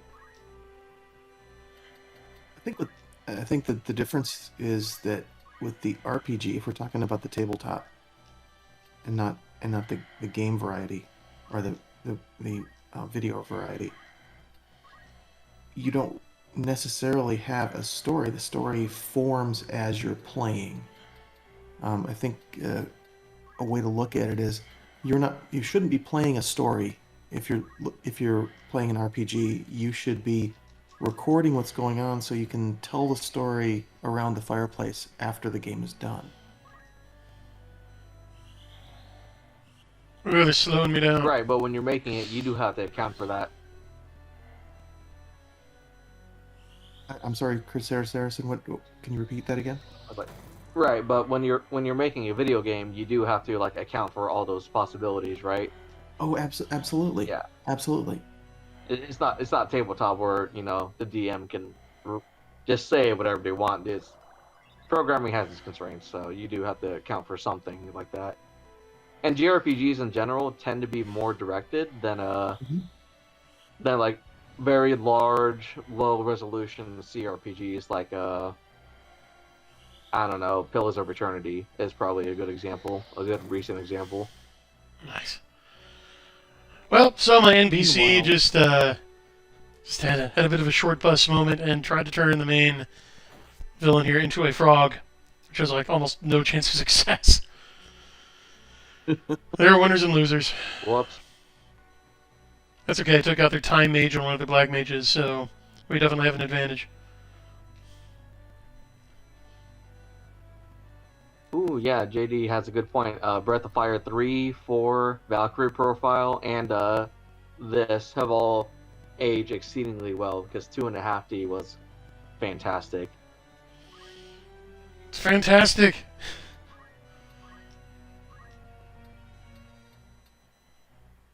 I think you guys have discussed before how 2.5D got short shrift as soon as 3D became the new hot property.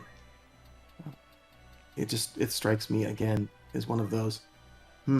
Pulp got verbally run down in lieu of buying stuff from the big, what would it be, big six back in the 50s or back in the 60s. So Pulp went away in lieu of having to go to a bookstore to buy collections of pulp stories if you could find them.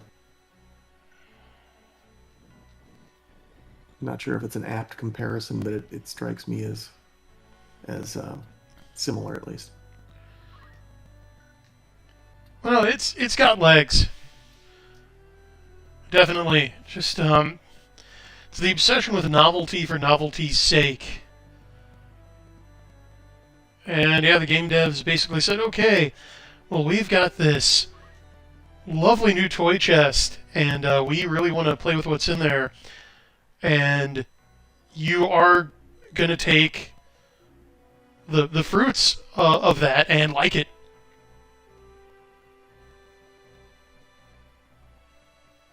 Because just 2D games were never not popular. They never lost popularity.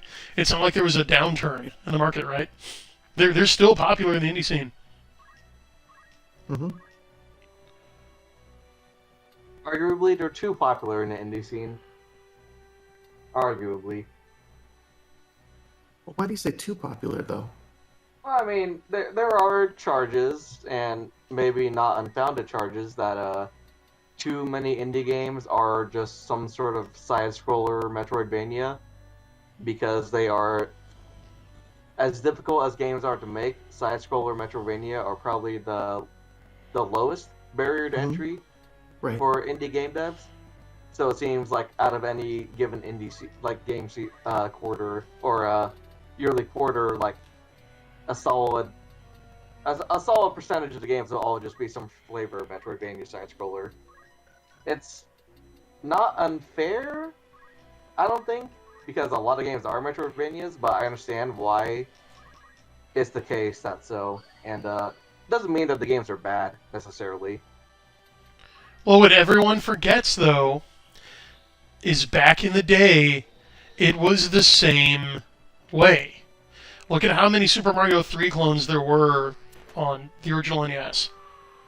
Like, even the McKids, like, the video game McDonald's commissioned is just a Super Mario 3 ripoff. So we remember the classics, but we forget there's just as much shovelware. Yeah. I think Or part even- of it is Sorry, go ahead. part of what you got to consider too is if you've got new devs coming up, it's probably the easiest game to code. It's the easiest game to build. Before you're going to get your new devs and the people who are going to grow those new more advanced 2D and more advanced 2.5D, you've got to give people a chance to kind of go through that phase to get to the next level of development, in my mind.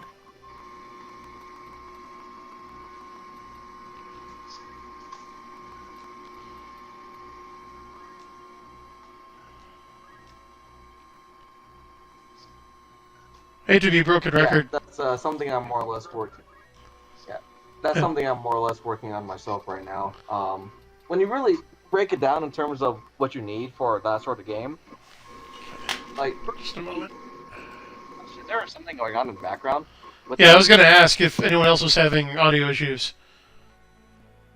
Okay, now they're gone. It's gone for me now. So Yeah, me too. I was gonna say, when you really break down what you need for a game that's like a Metroidvania side scroller, right? It's pretty easy to see why it's like the lowest barrier to entry and why so many indie studios take it for the first option, right? Programming you do yourself, you and maybe one or two other friends, right? You program enemy AI, you have to design the maps, UI interface, make sure it's all clean, no glitches. If you can do art skills yourself, that would be great. If not, the amount of art assets you need, depending on the ambition of your game, which for a first game probably won't be that ambitious, it's relatively minimal. You can feasibly save up if you have a decent day job with 2 or 3 other friends, pull your money together, pay an artist to do that. And then you pay a independent composer to make a kitschy soundtrack, or you buy royalty-free music that fits and just put it on. And more or less, that's pretty much it. You pay for an artist, you learn the programming skills yourself, and then you pay for the musician. You just have to have an interesting idea for an aesthetic, maybe some story, right? You don't even need to pay voice actors, because all the dialogue will probably be text in-game. So it's kind of a natural like first choice for an up-and-coming aspiring game dev. And a Cool lot thing of about, engines like Unreal 4 and whatnot have to. Yeah, cool thing about archers in this game is the higher their elevation, the farther their range is. So going higher gives you more range. Anyway, go ahead. Yeah, that's why Reinhardt's up at the top of the mountain at this point. Yep, well, I'm going to have to move him. Well, I could snipe this one, but I want to delete it to get some more JP. So we'll see if I can hit from here. Yes, I can.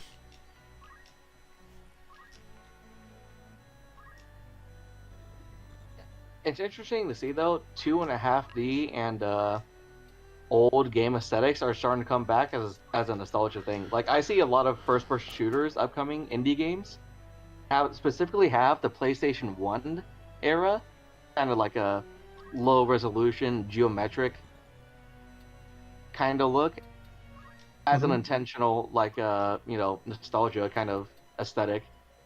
And it's weird to see that the PlayStation 1 is very much considered a nostalgia trip now. And even original Xbox, I see games, a lot of indie games upcoming now that have the original Xbox kind of look. I'm like, oh, that is nostalgic, isn't it?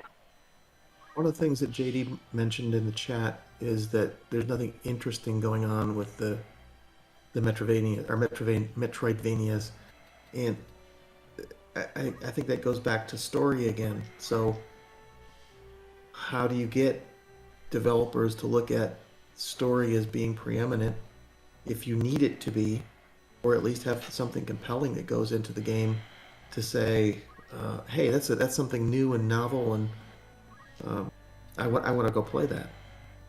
Yeah. For indie devs, story is one of the best returns on investments you can probably do, especially if you're doing a side-scroller game where you don't need to pay someone, or you don't have to pay someone a lot of to write a good story that'll get eyes on you, right? You can pay someone to write it, but if you can write it yourself along with programming it, all the better. Broke my shield.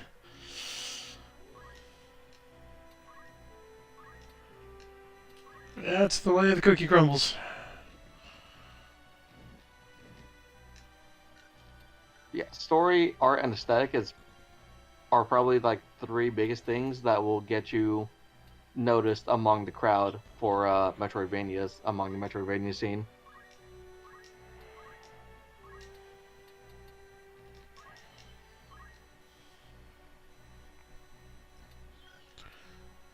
Yeah, so I will say I am dragging this battle out a little bit because Delita is quite deficient on job points, so I'm going to let him beat up this knight a bit. Unfortunately, it did cost me a shield, so there are limits.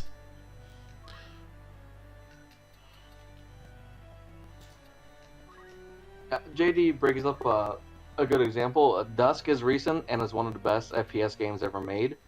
And Dusk is because first-person shooters, especially retro throwback first-person shooters like Dusk, boomer shooters as they might be called, emphasize more or less the lack of story in most cases. So Dusk is a case where you don't really need a story, but for something like a Metroidvania or an RPG, I would say story is and should be an area of emphasis.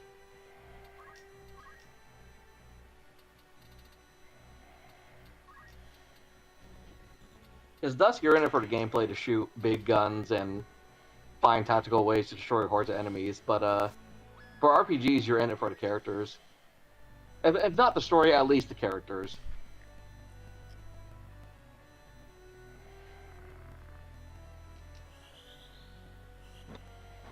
Here we go, let's see if that... I got a counterpoint for you.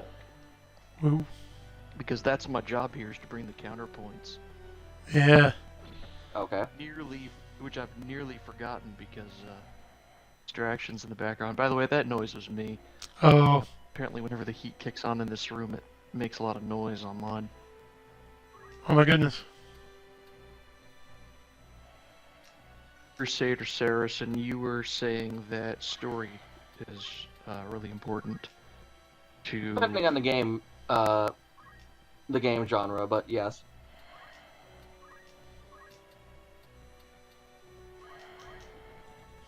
Sorry, go on.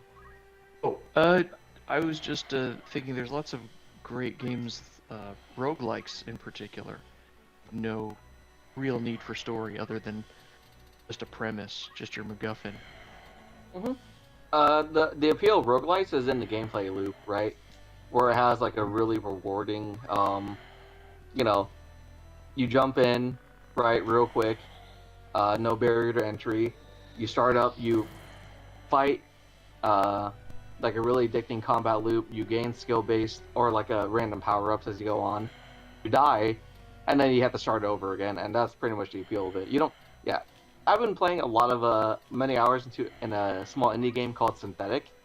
It's a top-down roguelike shooter, similar to Hotline Miami, but slower and a lot more tactical.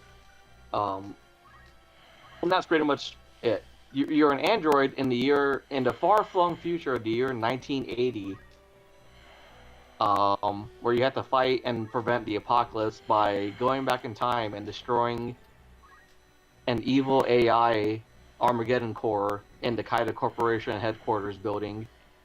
And that's pretty much it. That's pretty much the story. You're just a lone android sent on a suicide mission. You have to fight your way through all of these different floors. You get power-ups, and you pick up weapons, and you upgrade weapons, and it's an insane game. A lot of fun. Almost no story, just the basic premise. But even then, in a game like that, you can have a lot of story, like that game that came out recently, Hades, where there is a story reason for doing what you're doing. There's in-depth characters that are fleshed out, that have a lot of charm to them.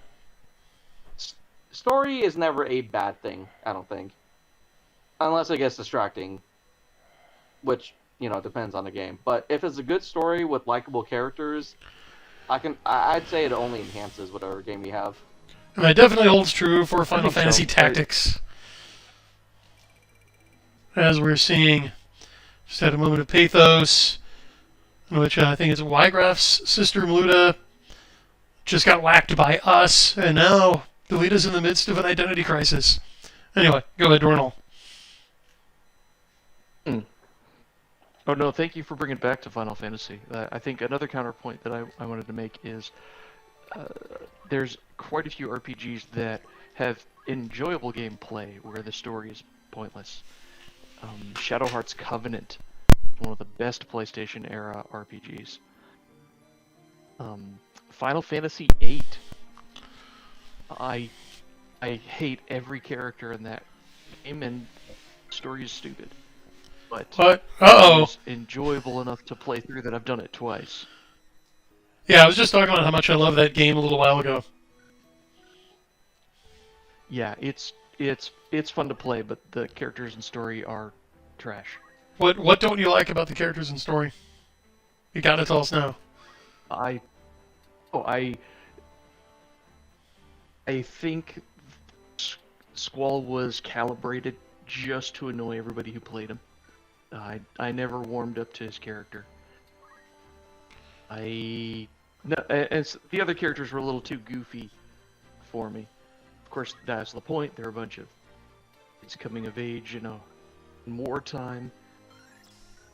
I'm sorry, I can't say all the characters. Everybody loves the man with the machine gun. There's one exception.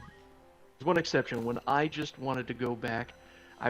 First time I played through, I was just filling time waiting for the next flashback scene with Guna. I mean, come on, Zell. And the sort of typical... What is Zell again? He's the dude who can beat the final boss just by jabbing repeatedly. He's your monk. He's your unarmed fighter. Well, now we're talking about gameplay. It's so much fun to play. I like the Quaestus's blue magics are fun. Zell's input commands for his limit break are fun. Alright, well, fine. He loves hot dogs, right? As stupid as it was when I first saw it, like the whole gimmick of tapping the shoulder button when Squall strikes with his sword, right? That was fun. Yeah. Well, are you familiar with the Squall is dead theory? No. I need to know this. Okay. The writers out there will be familiar with the great Ambrose Bierce's classic, An Occurrence at Owl Creek Bridge. So first, Ronald, let me ask if that rings any bells for you. Okay, is that the ghost story about, someone picks up a passenger and it turns out that they were dead all along? No, it's not even a ghost story. It is. A different one? It is a horror story. It's not a ghost story at all. But it's been filmed. I think they did a Twilight Zone, like a classic Twilight Zone about it. But It was the last Twilight Zone ever really shown on TV. Yeah, I think it was actually like a French production. Interestingly enough, it's like all the Civil War soldiers have like these clearly Gaulish noses. But yeah, thanks AA for the trivia. But okay, simple premise: I'm going to spoil it because it's like 100 years old now, but you've got the American Civil War, a Confederate sympathizer, like a plantation owner who's not in the regular army, but has been convicted of going around and like taking out railroad tracks, right? Committing sabotage, is sentenced to hang from a bridge by the Union Army, and you see him, like, you see the charges read, and then you see the news placed, and they execute sentence, right? They kick him off the bridge to hang, and the rope snaps, and he falls into the river, and makes this arduous journey through the countryside, like dodging Union troops, like getting all caught up in brambles and scratched by branches as he makes his way through the forest, and has all these adventures and faces the obstacles to get back home. And finally, he just stumbles out of the woods, bordering his plantation's backyard, sees his wife and kids there, like rushes to embrace her and kiss her, and right before they kiss, it flashes back to the bridge where it turns out the whole incident just happened in his head, and then the news snaps to and he dies. Fade to black. Oh, great story. There's a version of that filmed a long time ago, I think early 90s, called Jacob's Ladder. Yeah. So the same twist, only it's a soldier making peace with himself in the battlefield at Vietnam. Right, and there are those who say that that is the real plot of Final Fantasy VIII. That Squall really dies when the sorceress shoots him with the ice shard through the chest. And then everything else is like his dying mind racing. Like kind of contemplating what ifs. Huh. Yeah, try playing through it again with that in mind, that, okay, so everything after that point, like, I think it's disc 2 and onward, Squall's actually dead, it's not really... Change. Yeah. I mean, obviously I think it's just a dramatic way to end the disc with a disc change, just like they did in 7, but that adds a little fun twist to it. Yeah, I think Occam's razor cuts that dead story off, but I love it. Yeah. Okay, JD, what's this? JD in chat. The babies are dead in Rugrats 2. Okay, you gotta explain that one. I need to know about this too. Oh, we'll wait for... That's a fan theory where it's like the babies are actually hallucinations and everyone is miserable. It's a horrible fan theory. I remember hearing what was it? Yeah, it's one of those like silly, like Reddit edgy fan theories where the babies are actually all like stillborn and miscarried, and everything that all the adults do is basically like some sort of like psychological coping mechanism, like all their quirks and like Stu making baby toys is actually just him coping with the fact that his son was like a stillborn or something. Okay, well, where's the evidence? It's rather horrific. Yeah. Yeah, okay. It's just a... People can argue that, but yeah, you better have evidence in the story to back it up, though. Like, if, like, do the adults and the kids never interact? Does nothing the kids do actually have a tangible, lasting effect on the environment? No, that happens all the time, every episode. The adults pick up the babies and, like, you know, do parent things with their babies all the time. Alright, well, I'm calling shenanigans on the theory, then. And that's Redditors with too it's much something that time. came out of Reddit. That should tell you Yeah. enough. Reddit, I've never seen a more wretched hive of scum, Scum and and villainy. Villainy.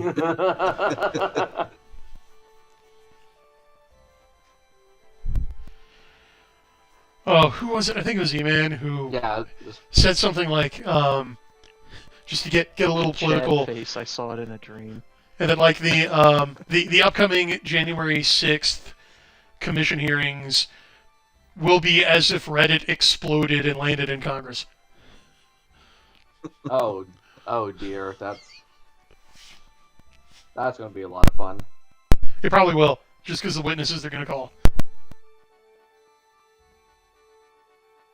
this is going to be a hoot and a half. That it will. So I'm going to call the game there, because it's been a solid 2 hours, and also I have something on the stove. And I better go tend to it. So before we leave, let me check chat one more time. And say Dead Babies and Rugrats, check. Oh, and according to Ben Wheeler, all the Rugrats have died in ways connected with their neuroses. Nice. JD brought up a game that might interest a lot of people in chat and might even interest you, Brian. It's a game called Zealot. I don't know if it's out yet or if it's still coming out. I heard about it some years ago at this point. Where you play an Orthodox priest evangelizing in a land that is beset and overrun by pagans and demons that you have to fight. Yeah, I have heard of that one. I saw some screenshots that looked good. 2.5 or 2.5D top-down kind of game. A lot of fun. Or it looks like a lot of fun. Okay, well, I gotta go eat, gentlemen. Thank you all, Hardened Crusader Saracen and Doran Hall, for joining me. Thank you, chat, for joining us. Hit the like button if you haven't subscribed.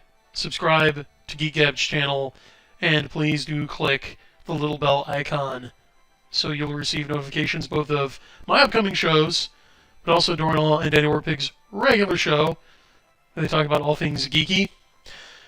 You can find my work, including my latest high-octane mech action novel, Combat Frame XESS, in the link below. And I plan on being back tomorrow night. Still working out a time, but we've tried 8, 9, and 10. I think 9 is working the best so far. What's best for my co-hosts? What do you think? In general, this works fine. This is a good time, yeah. Oh, so the earlier time. What about you, Dornall? A little later's a little better for me. Obviously, I came in. I'm glad I got to watch the last fight tonight. That actually worked out for me, but if you want me the whole time, later would be better. All right, so we might try 9. Because we also tend to have Catholic Lancer, and sometimes Martell, we do it a little later. And I think a few more people were able to make the live chat. But we'll see. It's an experimenting process. So anyway, this has been Geek Gab, Final Fantasy Tactics Retrospective. And this is Brian signing off. And these are my co-hosts. Cornell signing off. Have a good night, everyone. And Merry Everyone Christmas. saying great. Take care. Crusader Saracen, peace. And remember, Peace. games are better in retrospect. Good night, Merry Christmas.